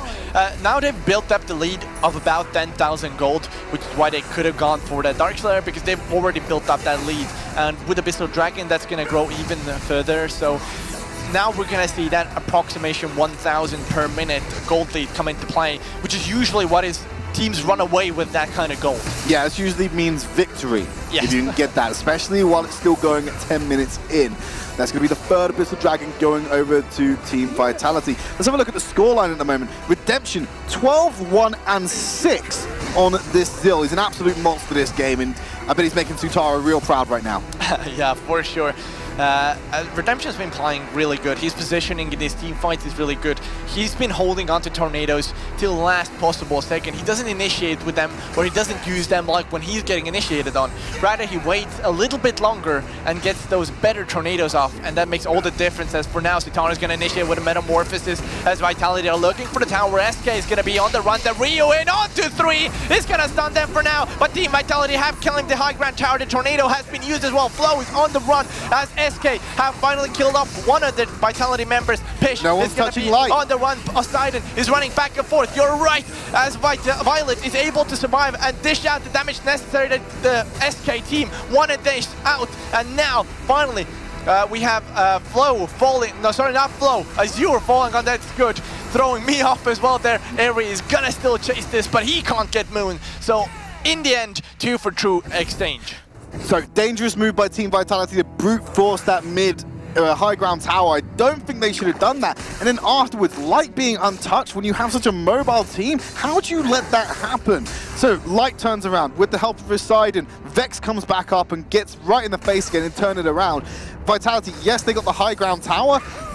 The fact they lost that fight kind of tells me that their time has ran out, and this is where SK start to come back into the game, especially if Flo is trying to take these fights by himself like that. This is where SK start coming back now. They've given enough time for their players to get in. Violet, 6.1k, you know, she's got some items underneath her belt. Doesn't have the quite powerful offensive item you'd expect her to have beyond that jungle item that she usually does. I still want to see a rank breaker or a spear potentially from her. Something like that, just to give her some extra offensive damage, or possibly some other item, but I feel she's lacking in damage department. She picks up the Mirror Master, actually. So that should do the trick. Yeah, Mirror Master definitely will come in handy with penetrating those tanky characters that Vitality have picked up. So now it's really on to Team Vitality to execute perfectly in these fights, because now Light will start dealing chunks of damage to even those tanks. Absolutely, an Abyssal Dragon being contested. Sutaro comes in from the side, already used that Metamorphosis. They're still looking for the fight. Here comes Airy in with the Ryu, takes out Moon, but on the backside, Redemption looking to find Light. He's doing the right thing this time, but can't find the kill, so he's having to kite backwards, and Poseidon plays onto Sutaro. Redemption actually secures it onto Light, so he did find their intended target, but the rest of SK is still alive. Vex is in hot pursuit at the moment of Azure. Wait for the triple dash to come up. Flow on the backside, he's coming for the reinforcements. Doesn't land the spin at the moment to secure that stun, but still, Scud is on the run. Here comes another Ryu, it's back off of cooldown. Look at the mobility at her disposal right now. Misses the spin, but she doesn't need it because she's got the shadow to keep up. Yeah, in the end, the SK lineup get 3 kills instead of 2. I was gonna say, if it would have gone 2 for 2, it was still a catastrophic fight for Vitality. More of their members were low HP, they weren't able to get that fight. And a key factor in that was that Zephys wasn't in the fight. Flo, they picked up Flo up top, and Flo wasn't able to make it back. Well, we have a fight happening now in the middle lane as we see Louis in the front line there. Flo is being focused down. Sutara's taking a lot of damage, but Flo is the one that's being focused right now. SK finally get a kill onto him, actually on Sutaro, sorry, as he is going to go down. Flo is able to get away, but SK do lose a member themselves. Now they're going to pick up that tower and get a little bit of map control. This is it. This is Vitality's time has ran out. This is where SK, unless they make a major mistake, they're going to win this game now, because they just cannot get onto their targets well enough. They keep getting, Vitality keep getting caught out. They're a little bit shook at the moment, I'm honest with you. They keep getting caught out in bad engagements. Flo in particular is one who, despite playing on Zephys, still struggling to find the right positioning. SK pick up their first Abyssal Dragon of the game. That's going to help with the recovery that comes into this. But I very much think that SK can take this game, and the way it's going, they will take this game. Yeah, for sure. And I just want to point out the fact that on Team Vitality, we have Redemption playing that Zill. He's already 6 slotted. He cannot get more powerful unless he trades those boots in for some item. But then you lose the mobility that Zill has. theoretically you have the wind shifts and the procs that make wind shift come up so much quicker, but at the same time you really don't want to be losing that mobility and skill because you're an assassin, you need to catch those characters. Absolutely, 12.1k, that is an obscene amount of gold to have for one person to have at this point in the game. But he's got it anyway, and he honestly, he struggled to take care of Light. It wasn't a quick deletion, he actually had to work hard to get that kill onto Light because Light's playing so safely on this Violet. He's right on the back line. It's really hard to get on top of him, but Vitality, they're pressuring that top lane turret. They might not be able to take this fight. There's the Ryu from E. Yeah, they're gonna initiate the SK Gaming, are gonna go for it. Redemption's falling lower and lower. Vitality can't find the damage. Azure is falling lower as well. Sutaro is trying to do all he can with that crashed Metamorphosis ult. Sido finally finds the kill, and they find another SK though. R2 versus 2 for now. He's gonna be forced away. Light is trying to fight these two guys alone, but he can't do it. He might be able to do it with the spin coming in from Airy. The damage is there. Light is gonna do all he can, but the energy, power surge coming out from Roz will catch up with him, and just like that, Vitality come out in the better end of that fight. But they cannot push this to win just yet because Airy is still up. Airy's up, she managed to get some time with the recovery as well. Meanwhile, Sutaro and Moon, they're very low health. Why are you sticking around? Ryu is popped by Vex, but I don't think even he thinks he can take that fight. So he's just going to clear the minion away. Get it out there, stop them being able to put more pressure in. There's the spin, dodges out from Sutaro's jump. Now, really, he wants to get onto Moon if he can, but doesn't land the spin, so he doesn't get the stun, won't be able to get that shadow onto them. But Sutaro and Moon, very risky to stick around after that. Definitely true. If they would have fallen there, it would have been catastrophic for Vitality, because everybody would have come up from that fight, but then they would have had one member down. Will it be Moon or Sutaro, or even both? It would have been really bad, because you look now, Darkslayer is once again up, and these teams are gonna look for that objective. The 30% damage bonus will come in handy, more so to the side of SK, because right now they're behind, but Team Vitality needed to close out this game. And now look at this, Sutaro jumping into the middle of the fight. Still gonna back up because they know the Darkslayer's up. Darkslayer, well, if SK get their hands on that, I think they could push to a finish very quickly if they do that. But SK, they still need to get through and get to the area. They've been winning out these fights so far because, well, Light's untouched. You've seen Flow being mispositioned many times. The damage just isn't there for the side of Vitality. Yeah, for sure. Vitality needs to be a little bit careful in how they fight this, but they do have Metamorphosis, Death from above, so they definitely have all the fighting skills necessary to take those. Well, anyway, here looking to set up the fight. Vitality, there's the Ryu being popped. Flow is going to go in, the Metamorphosis is going to come through a side and does get hit by the side of it, but he's not going to get stunned out. Vitality is unable to claim any casualties for now, so SK is surviving, and Vitality have used 2 of their ultimates, but you look at the side of SK, they've used a lot as well. They only have Light's ultimate, which in Violet isn't that impactful to begin with in these fights, so you definitely have to be careful. Now, Ares' ultimate does come up, Vitality's ultimates are coming up as well, so potentially Vitality are going to have to stick around for that Darkslayer. Well, a lot of them went back to the spawn platform to go and recover on the side of SK. Apart from Vex, he's the lowest HP member on the team at the moment, so he needs to get some recovery of his own in if they're looking to contest these larger objectives. And now back into the mid lane, Azure having to dash away, but SK are in hot pursuit. There's the disengage from Azure. It's blocked out by the fact it's Chaugnar. You don't CC Chaugnar. Yeah, Chagnar's gonna be able to get away from now. Sidon's in the front line. Sutaro is being focused on. Flow is gonna jump in, but will he be able to do any damage to the back line? For now, he won't. Flow is falling lower and lower himself. Louis is running away with low HP, but SK dealing so much Light's damage. untouched. Where's it coming from? Airy is in the front of that damage as they're able to claim the kills as Sidon does get the double kill, but SK are so strong right now. Airy into that L'Oreal combination is deadly. They're just not able to do anything about Light, and you're wondering where the damage is coming from? It's the 6-item Violet on the backline late game that's dishing it out. So, yeah, there's your answer right there. They've taken down that mid-high ground tower. This is the comeback they want. Ryu just to get away from Moon, but Light from their side! I couldn't have asked for a better example of what I was talking about on screen there. Light rolls in with the 1-2 pop, takes out Moon. Absolutely insane damage coming out of Violet, and the time's up. SK's Team Vitality. Their time was up 5 minutes ago. It was up. It was out 5 minutes ago, but they were putting still up a good fight. Now that SK has claimed back the map control in middle lane, they've claimed the high ground tower there as well. They're looking for the Darkslayer, and I do not think the Vitality does have a response to this.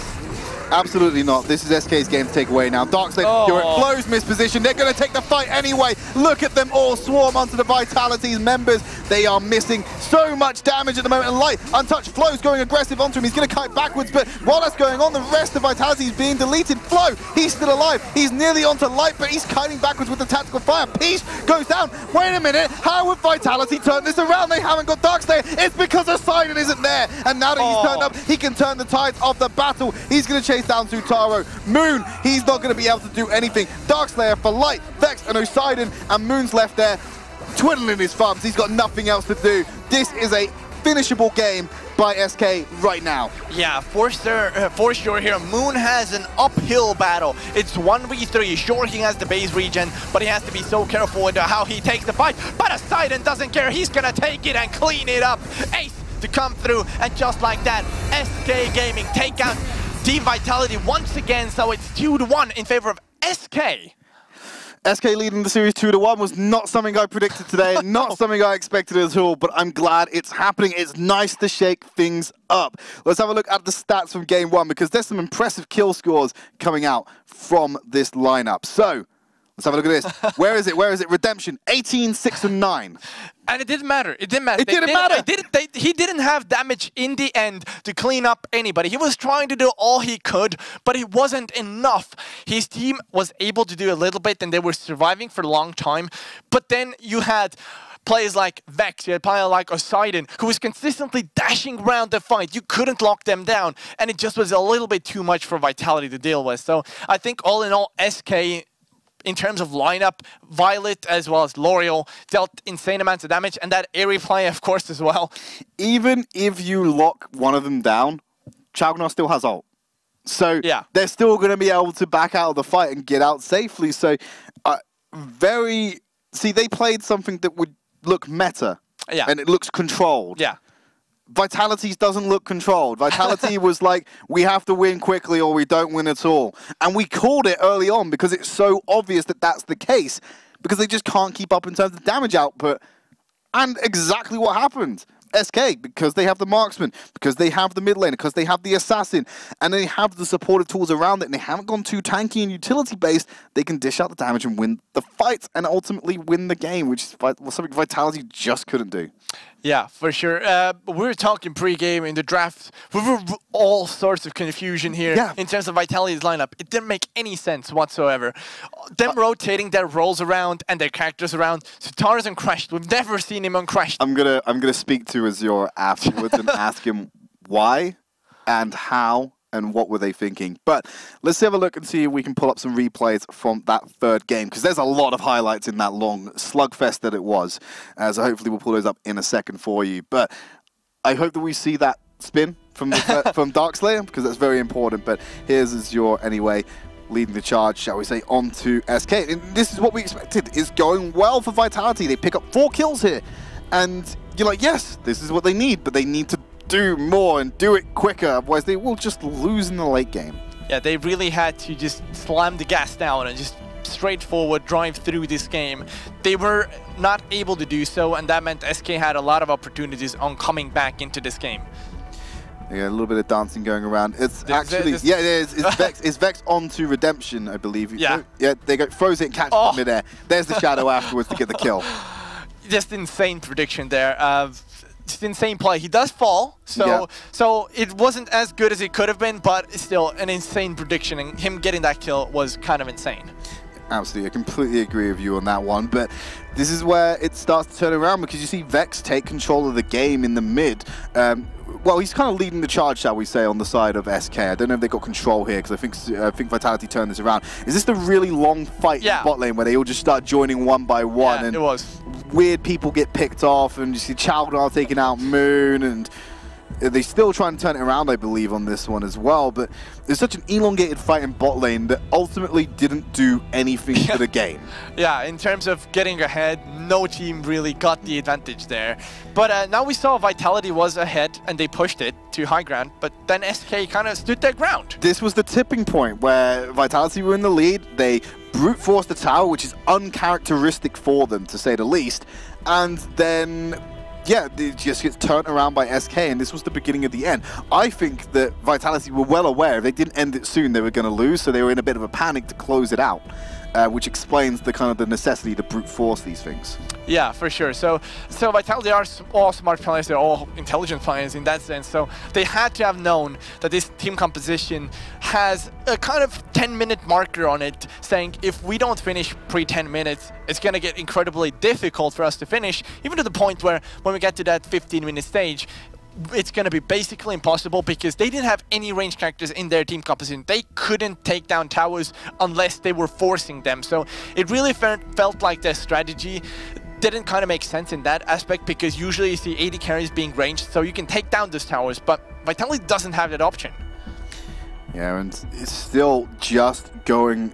I just don't know what to say. Like, what did you expect? When it got to that point, we could see the match being finished anyway. We knew that SK were going to win unless they made a major mistake. This is one of the final team fights of the game, about 20 minutes in. Redemption's already in full retreat. He's not committing to the fight. Meanwhile, they're struggling to kill Light. If Redemption was further forward, he could have dived onto Light. He's already half HP. That's nothing for Azil to take care of. Yeah, that's true, but you have to consider that Poseidon for a long time wasn't even in that fight. He was coming from base. Yeah. So they were fighting 4v4, 4v5 there. Which is my point. If Poseidon's not there, you should still be able to win that fight if you position correctly. I think Redemption being on the back line of that fight as an assassin was a major misplay for Team Vitality, and I think if he was in the front line a little bit more there, trying to get onto Light, he could have potentially turned the tide of the fight and won it decisively before Poseidon got there.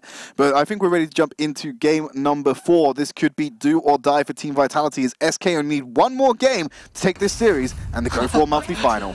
There's a Zephyr's ban, so Team Vitality doesn't want to pick it, they don't want to have SK taking it as well. And I respect the Violet ban. I think that's definitely one of the key factors what Team SK need to have in order to take down Vitality's ban that Violet out so he doesn't get to the hands of Moon, but considering that, Murad's been left open.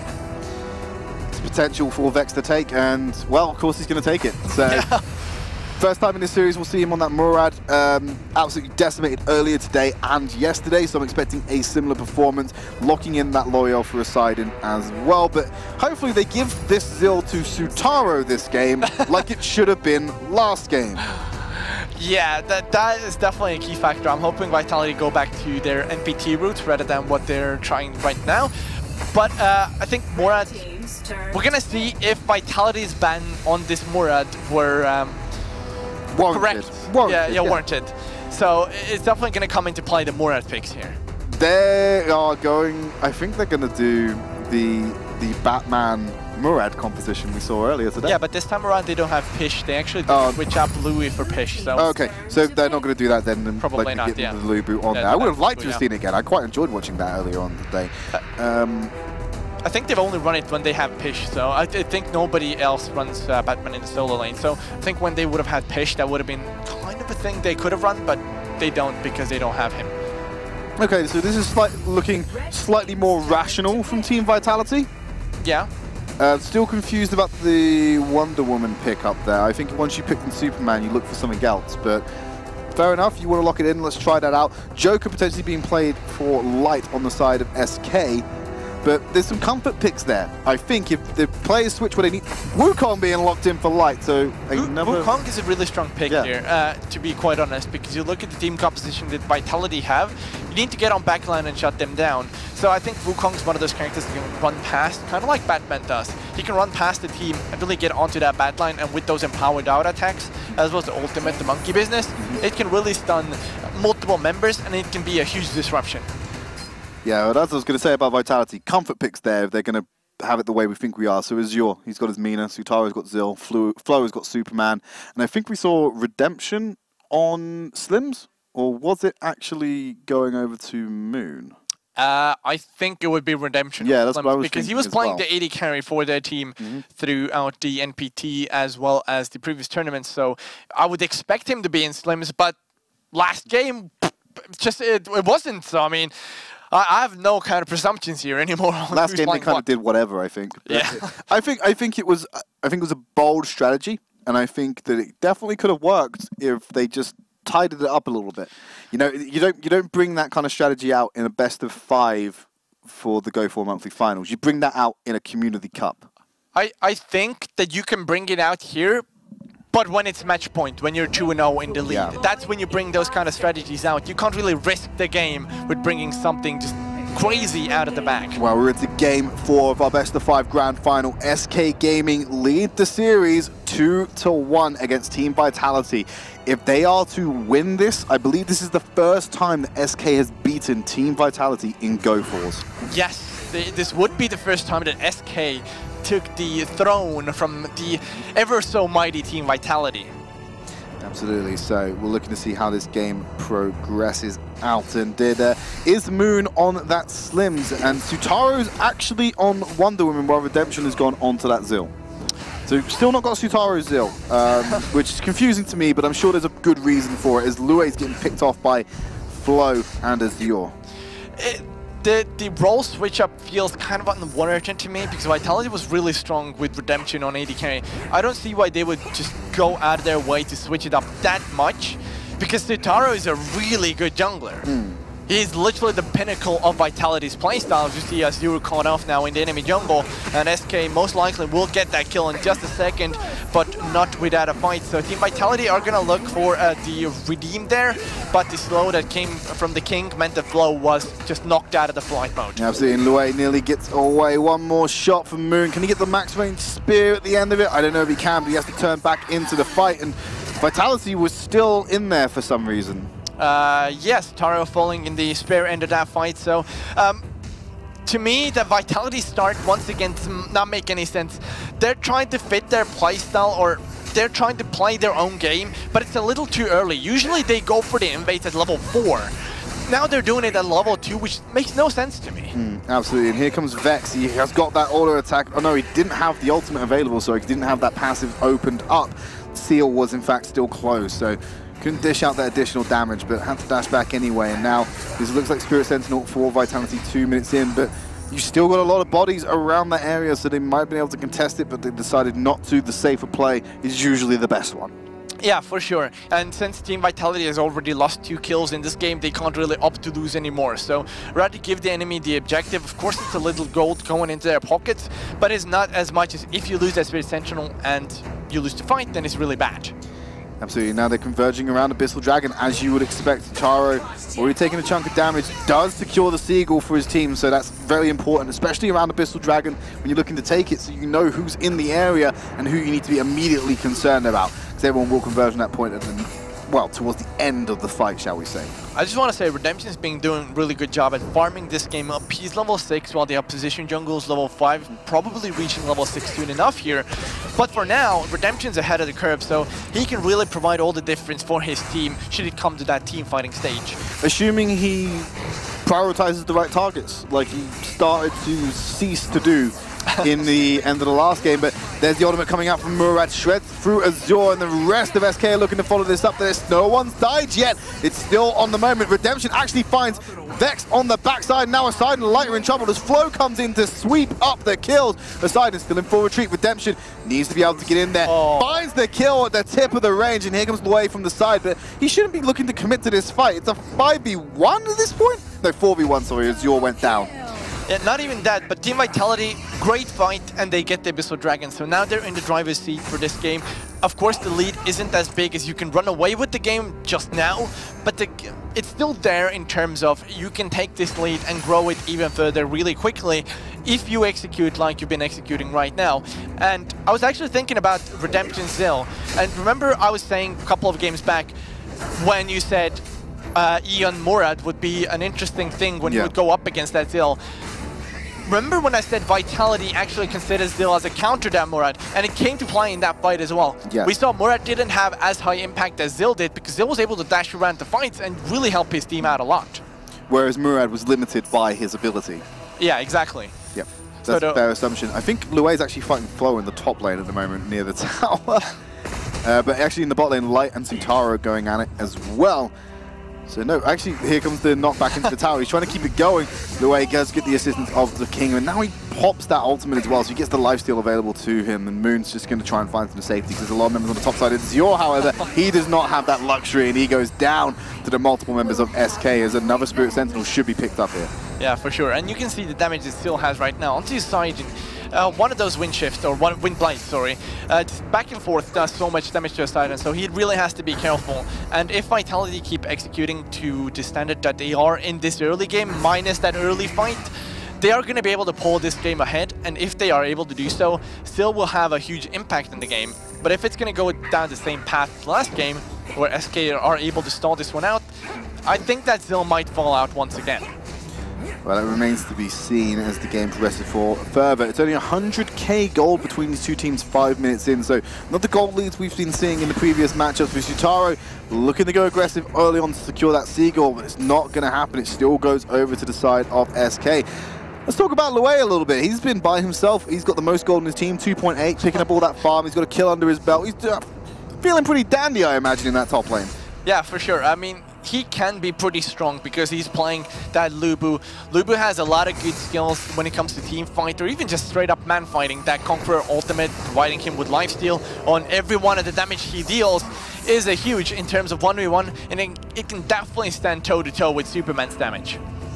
Yeah, stand toe-to-toe with Superman's damage, but can't stand toe-to-toe with his knockbacks, because that will just keep happening anyway. But here comes Redemption diving onto the King. He's got a damage to secure the kill, but everyone's diving in from the side of SK. Murat has to get out, though. Poseidon, he's left vulnerable. Light gets away with a sliver of help, but they're looking to turn it around. Can he get those 4 auto attacks to unlock his passive Vex? Being very careful about his path, but he's ran straight into Redemption. Still finds the kill. One more auto attack. There is. Use the ultimate on Redemption if you want to. Now he's going to use it onto Moon. Oh. Look, he just takes half of his HP.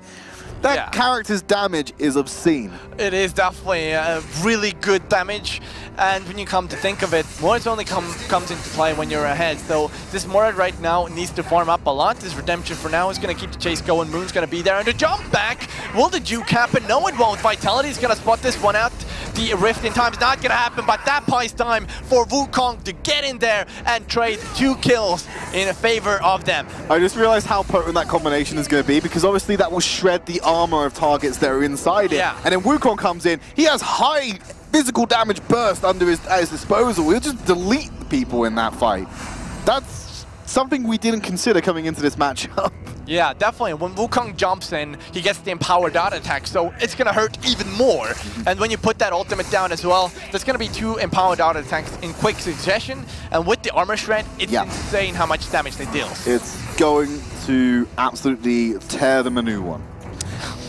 But let's hope that they can find a way to deal with it by potentially getting a few picks before the fight begins, or just being able to space out enough that they don't have multiple members hit by the same attacks. Yeah, for sure. So they need to spread out, but at the same time, I don't think they're able to do so effectively, because you look at the team composition that SK has. They have insane amounts of mobility in the name of Morad, in the name of Loyal, and that Wukong as well. So it's definitely difficult for Vitality to try to survive. Well, here's 4 members of Vitality trying to pick a kill onto the King. They do find it.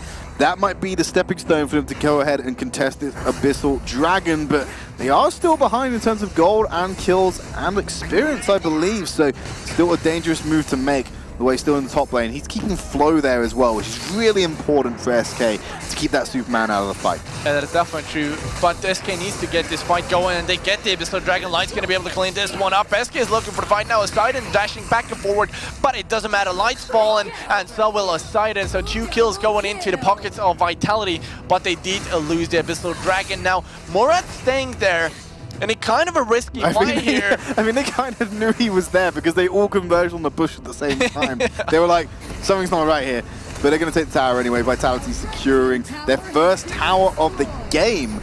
And they're going to pick up the second one quickly afterwards by taking down the mid as well. Yeah, so this equals the goal down, even though they lost the Abyssal Dragon. Now, because of those 2 tower pickups, that gives them a little bit of map control as well as the money going into their hands. So now the monetization difference is roughly 100, 200 gold. Well, the Abyssal Dragons are cancelling each other out because they're tied one apiece at the moment. So the golden XP difference doesn't exist from the Abyssal Dragons alone.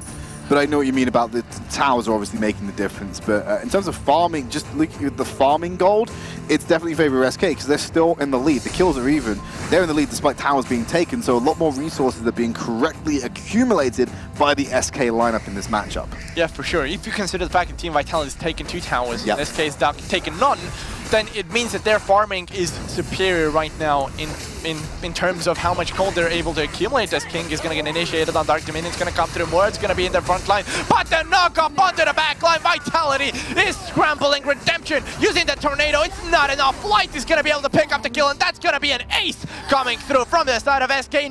No losses whatsoever, and it's looking rather grim for Vitality. It was about time that we saw Lue get into those fights, and like you correctly said, Marek, that knock-up at the back line completely secured the kills for him and Light to clean it up. And what an impact play Lubu had coming into that fight after farming up on the solo lane for so long. Fantastic to see SK finally bring the pieces together and get back to that brute force. I'm going to beat you with this hammer style of gameplay. Yeah, for sure. And you can see Lubu finally joining a fight. So he's gotten his first couple of kills and assists. So he's 2-0-3. He hasn't had as much kill participation. But when he came in, it was when it mattered. Yes. Because now they're in the lead. They've taken those objectives. And they're able to even take the bottom tower if they go for it. They're starting Darkslayer. They've seen the amount of bodies on the bottom side of the map. Vitality are going to go and try and sneak this in. They need to if they want to stay alive in this matchup. And I don't think that SK has a damn idea what is going on. And that's a free Darkslayer for Vitality. Yeah, this is the lifeline that Vitality needs for now. Because if SK would have gotten that Darkslayer as well, yes, it would have been game over. No questions asked, SK would have been able to push at least middle high ground and probably top tier 1, tier 2 and bottom tier 2 as well. So it was a great call and the presence of mind to say, hey, we saw SK down at the bottom line, let's go for Darkslayer. Absolutely, and now they're going to try and hold their own. I still don't think they're in a position to use this Darkslayer to be aggressive with it, but it's enough to keep them alive and act as a deterrent for SK to be aggressive in their own right. So it buys them a little bit of breathing room, I think, and that's the most important thing about it for Vitality at this point in time. Yeah, for sure. The Darkslayer, the 30% damage buff is going to help Vitality in the sense that for now they're behind on the money, but the 30% damage boost is going to definitely equal the scales here in terms of, sure, they don't have as many items, but they will do more damage with the items that they have. So in terms of a monetization difference, it's not as much as it seems right now. The way maybe caught out here, Dark Dominion to pull him back out from under the turret. He is going to go down, so Vitality find their first pick with that Darkslayer. They get that top outer tower as well, but they're going to keep the pressure in the wave and look for the inner. Long-range spear onto his side, and Azure actually cancelled out from the hook by the King. Fantastic play, but they're going to commit to the dive anyway. Dark Dominion keeps the side locked up. No one's managed to kill him just yet, and now here comes SK to try and turn it around. Light finds Moon, and Azure is on the side and by himself. The smite gives him the cooldowns he needs to potentially find a couple more kills, but this does not look good as Redemption, Sutaro, and Flow, they now have to deal with Vex, and he deletes the enemy, and now he's looking for a couple more auto attacks on this. Sutaro should do the trick. Here comes Vex to be the saving grace. Look at that. Fires out the armor shred, absolutely deletes him, and Flow is in full retreat. Vex just saved SK Gaming this game. Just as it was looking good for Vitality, Murad comes in and cleans up the house. He cleans 2 out of 3 heroes. Insane play coming out of him, and he's really able to keep SK ahead as much as they are right now because of that solo play. Of course, he wasn't in the fight, which was a little bit of a mistake to begin with, but it doesn't matter since he still brings it home. Oh my god! See you later, so Moon. Much. Oh. Jesus. And now look, he's going on to Azure as well. This is Vex switching on in his own right. We've been hyping up Sutaro as the #1 jungler in EU. Is it about time we start looking at Vex? It's looking like it, and I can respect why Vitality actually banned Murad in first 3 games now. I can really see why, because the damage coming out of him is just a little bit too much. Oh my god, they got the Abyssal Dragon. Azure's looking like he's going to fall down as well. SK Gaming, they got an extra objective. They've got a kill in the bag. They've got 2 members off the board at the moment. This high ground tower is theirs to take, no matter what Wonder Woman has to say about it. Sutaro's going to try to defend it as SK is initiating onto the tower. They take it down, and they take down Sutaro to end it with Vitality is looking for a lifeline here. They can't find any. Flow is going to go out on top, but SK is rotating there as well as he is forced to back out. Now they're going to send Vex down at the bottom lane to split push that lane so they can take multiple towers if they are able to do so. But for now, Vitality's poke is strong enough to push back SK. Well, it was incredibly dangerous for Lue to stay underneath that tower for so long. He got CC'd underneath it, started taking tower shots. It actually forced SK to back out earlier than I think they wanted to, because they were looking for that inner tower in that push. but they did the safer option, backed off. They're going to recover, get their HP pools back, look for another clever pick and capitalize off the back of it. Yeah, that is definitely true, and we see Vex on that bottom lane still keeping pressure up. So the way that SK has been playing, Vitality really doesn't know how many people there are down at the bottom lane, so they can't go onto Murad because Murad's escape is more than enough. Yeah. And also that ultimate will clean up the other characters on the Vitality lineup like Moon and like the Redemption there. So Vex's damage is more than enough. Well, look at that, he evades damage by using his ultimate, and Azure is trying to catch him, but he's been forced out to fight aside, and here comes the rest of the SK lineup onto Azure. That's not the right target you want, but it'll do for now. Dark Dominion is going to come through. Azure is trying to do all he can, but Vitality is grumbling for now. SK is looking strong. They've cleaned up 3, and they're charging down the base, and they're going to get the ace. You're right, they've done it, and it's looking grim. It can't get any grimmer. Vitality do not look like they are going to be able to pull this one off. And finally, the king of Vitality are dethroned. SK Gaming, they came into a 3-1 victory in this best of 5 grand final. We wrote them off at the beginning of the series, but based on their performance that we saw throughout the tournaments, we should have taken a second look. That's taught me a great lesson about being complacent, and hopefully it's taught Vitality the same, because they have been playing so strong, but they fell apart in games number 2 and 3. And I'd be worried about Vitality if they continue on this course of action. Yeah, it was a lot of weird, just kind of decision-making there from Vitality, sending Redemption into the jungle, Sutaro putting him onto the roaming weird role. It wasn't even a roamer role, it was just straight-up roamer. He wasn't support or anything, so it really felt scrambled from Vitality, and it wasn't the Vitality we saw at the NPT or even after NPT, where it just looked like they were this cohesive unit and they knew what they were doing. Right now, it was all shaky all around. Absolutely. I think we can show the stats from that previous game now, just so we can get an idea of what the KD ratios are looking like. But, you know, SK, they stayed fairly even for so long of this game. That was the thing that confused me the most. It was that they were keeping even. And then SK, they just started pulling ahead. Vex started to get incredible leads, 9-2 and 12 scoreline on that one. You know, he's picked up a triple kill in there somewhere as well. He's got the most gold, he's taken the most objectives, he's the MVP of the game as well. What more could you ask for from a performance from a very talented jungler? I mean, you don't even have to look at the score, but you can already tell that Murad was the MVP. There's no question about it. He was cleaning up these fights left, right, and center. Even when he wasn't cleaning up the fight, he was basically alone in the enemy map side. He cleaned up Moon in their own base with no backup.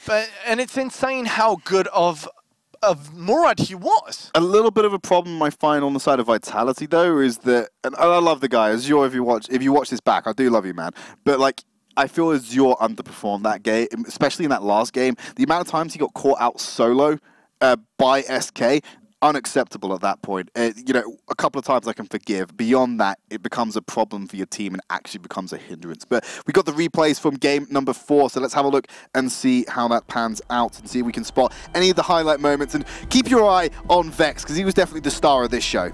Yeah, for sure. So we're going to have to look at this Murad play more often than not in these highlights. And once again, we're going to see him initiating. Now, this was when it was looking good for Vitality. Yes. Vitality was able to clean up the fight. They were able to get the Abyssal Dragon. And it's looking really strong for them. But at one point, SK really turned it around. And SK was staying in the game with just farming. They didn't have towers advantage, but they were able to keep the gold equal. Absolutely, and this is another fight. Azure, this is where he's playing well on this Mina. He gets locked down with the Dark Dominion, but Light and Vex from over the wall start causing some problems. I think this fight does go Vitality's way still. Yeah, Light a little bit low there at the moment, but Poseidon goes aggressive. Vex, he should be able to come in and take out Sutaro. Actually, we don't see it here, but here, look at this. The amount of damage he gets onto Moon is obscene, and he sets up Light beautifully with that armor shred, and that's where we start to see that combination of Wukong and Murad come into play. We don't usually see them, because you usually see them both in the jungling role if you're playing on ladder.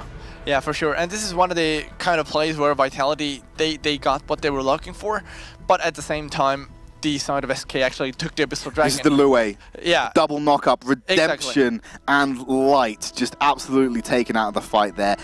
Sorry, not Redemption, Light.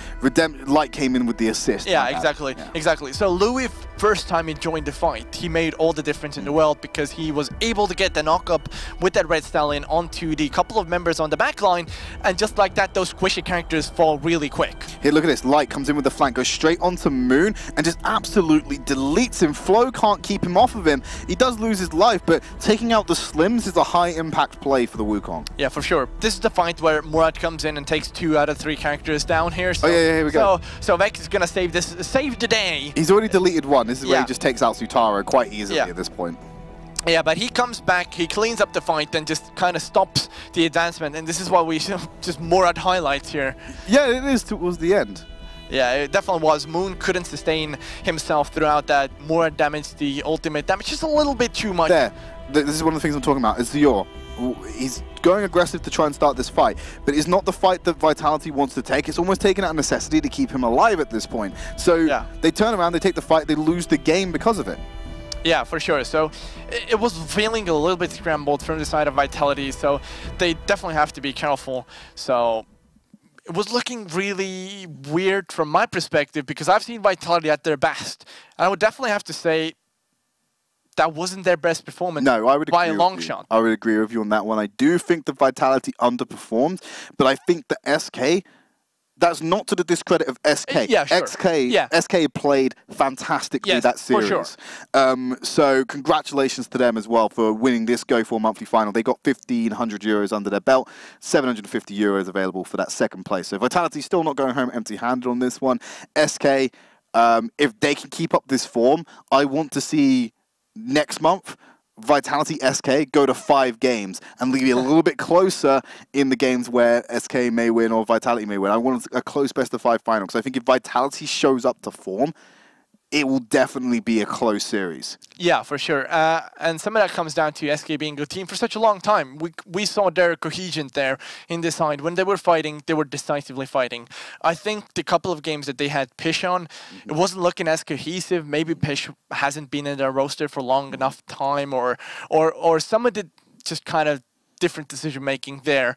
But once they brought back, I'm spacing out who... Louis. Yes, Louis. So as soon as they made that switch, it was looking really strong from SK. And literally a performance from them. I can't say anything bad. They were playing on top of their game. All their kills, their team cohesions, strategy was just working out. And Vitality, of course, not coming out as strong. But SK was just playing fantastic game. Absolutely, and let's have a recap of SK's journey as we take a look at the now completed bracket to see how this happened today. And we're going to start off with the semi-finals, of course. SK Gaming 2-0 against Down 5. Team Vitality also hitting that 2-0 record against We Hunt Alone, both progressing to that grand final, which you just saw. And it's a 3-1 scoreline for SK Gaming. Pleasantly surprised by that result. It wasn't something I was expecting coming in today, but I'm damn glad it happened. Yeah, it was really good to see SK performing to the highest standard here. And going forward, it's an exciting time to just delve into Arena Valor competitive play. You see teams like SK Gaming and Vitality. It's looking really neck and neck, actually. You look at this 3-for-1 scoreline, you might say, well, looked like SK was strong. Yes. And in game, they were looking strong as well. But at the same time, it wasn't smooth sailing. They still had troubles in the beginning of the games, where early game, it felt like Vitality might run away with the game, but then SK just brought it back. Yeah, absolutely. And I think especially in the last game, SK weren't actually brute forcing things like they used to. They were actually being quite methodical with their play in that final game there. And I think they felt confident in what they were doing to maybe release off that pressure a little bit and not be so worried about having to win these fights and stuff. And because I was looking at what they were doing with the rotations around the map and where they were getting their picks and going, this isn't what SK do. This isn't how SK usually play. But how they were playing worked for them, the more methodical, the more cerebral style of actually thinking about putting more thought into the game beyond when's the next fight, when are we going to win this fight, you know? Yeah, for sure. They took a page out of Team Vitality's book, and they said, we're going to be a little bit more methodical. We're going to take the fight, and then we're going to take these objectives.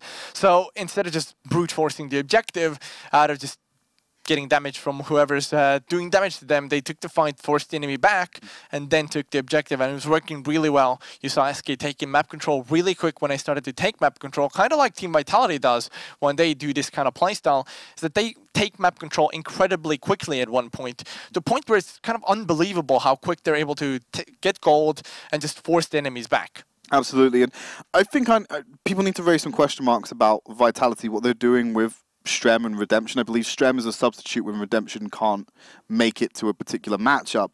But then when Redemption came in, you didn't put him on the role that he's known for in terms of marksman, and by doing so, you end up taking Sutaro off of the jungle position when you have heroes like Zill, one of Sutaro's signature heroes, to play. That was confusing and worrying for me to see Vitality do. That's why I really want to speak to them afterwards and try and find out why they wanted to do that, you know? Yeah. It doesn't make sense to me at the time, and it might be a very good reason that I'm not understanding. If you look at, though, how Team Vitality played with Stem, or Extreme, as his full name is, you have to consider the fact that I think Vitality were doing better when he was in their roster right now in these games. So as soon as Redemption did come in, it felt scrambled. It didn't feel as cohesive. It didn't feel like the strategy was the same as it was before. But is that because Strem is potentially a better player than Redemption, or is it because when Strem's there, they know exactly what they're doing? Strem plays mid lane, or the kind of roaming strategy. Moon goes onto that marksman usually, and then you have Sutaro in the jungle. When Redemption came back into the mix, everyone's rosters got shuffled here, there, and everywhere.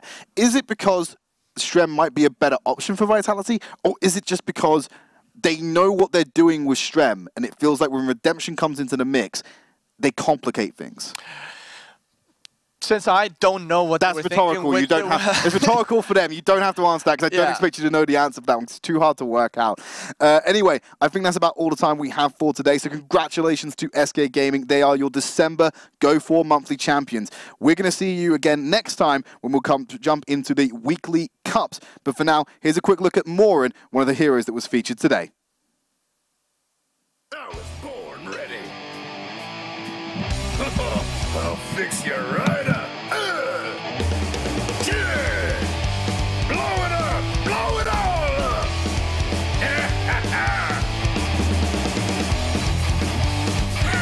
Want to see my new toy?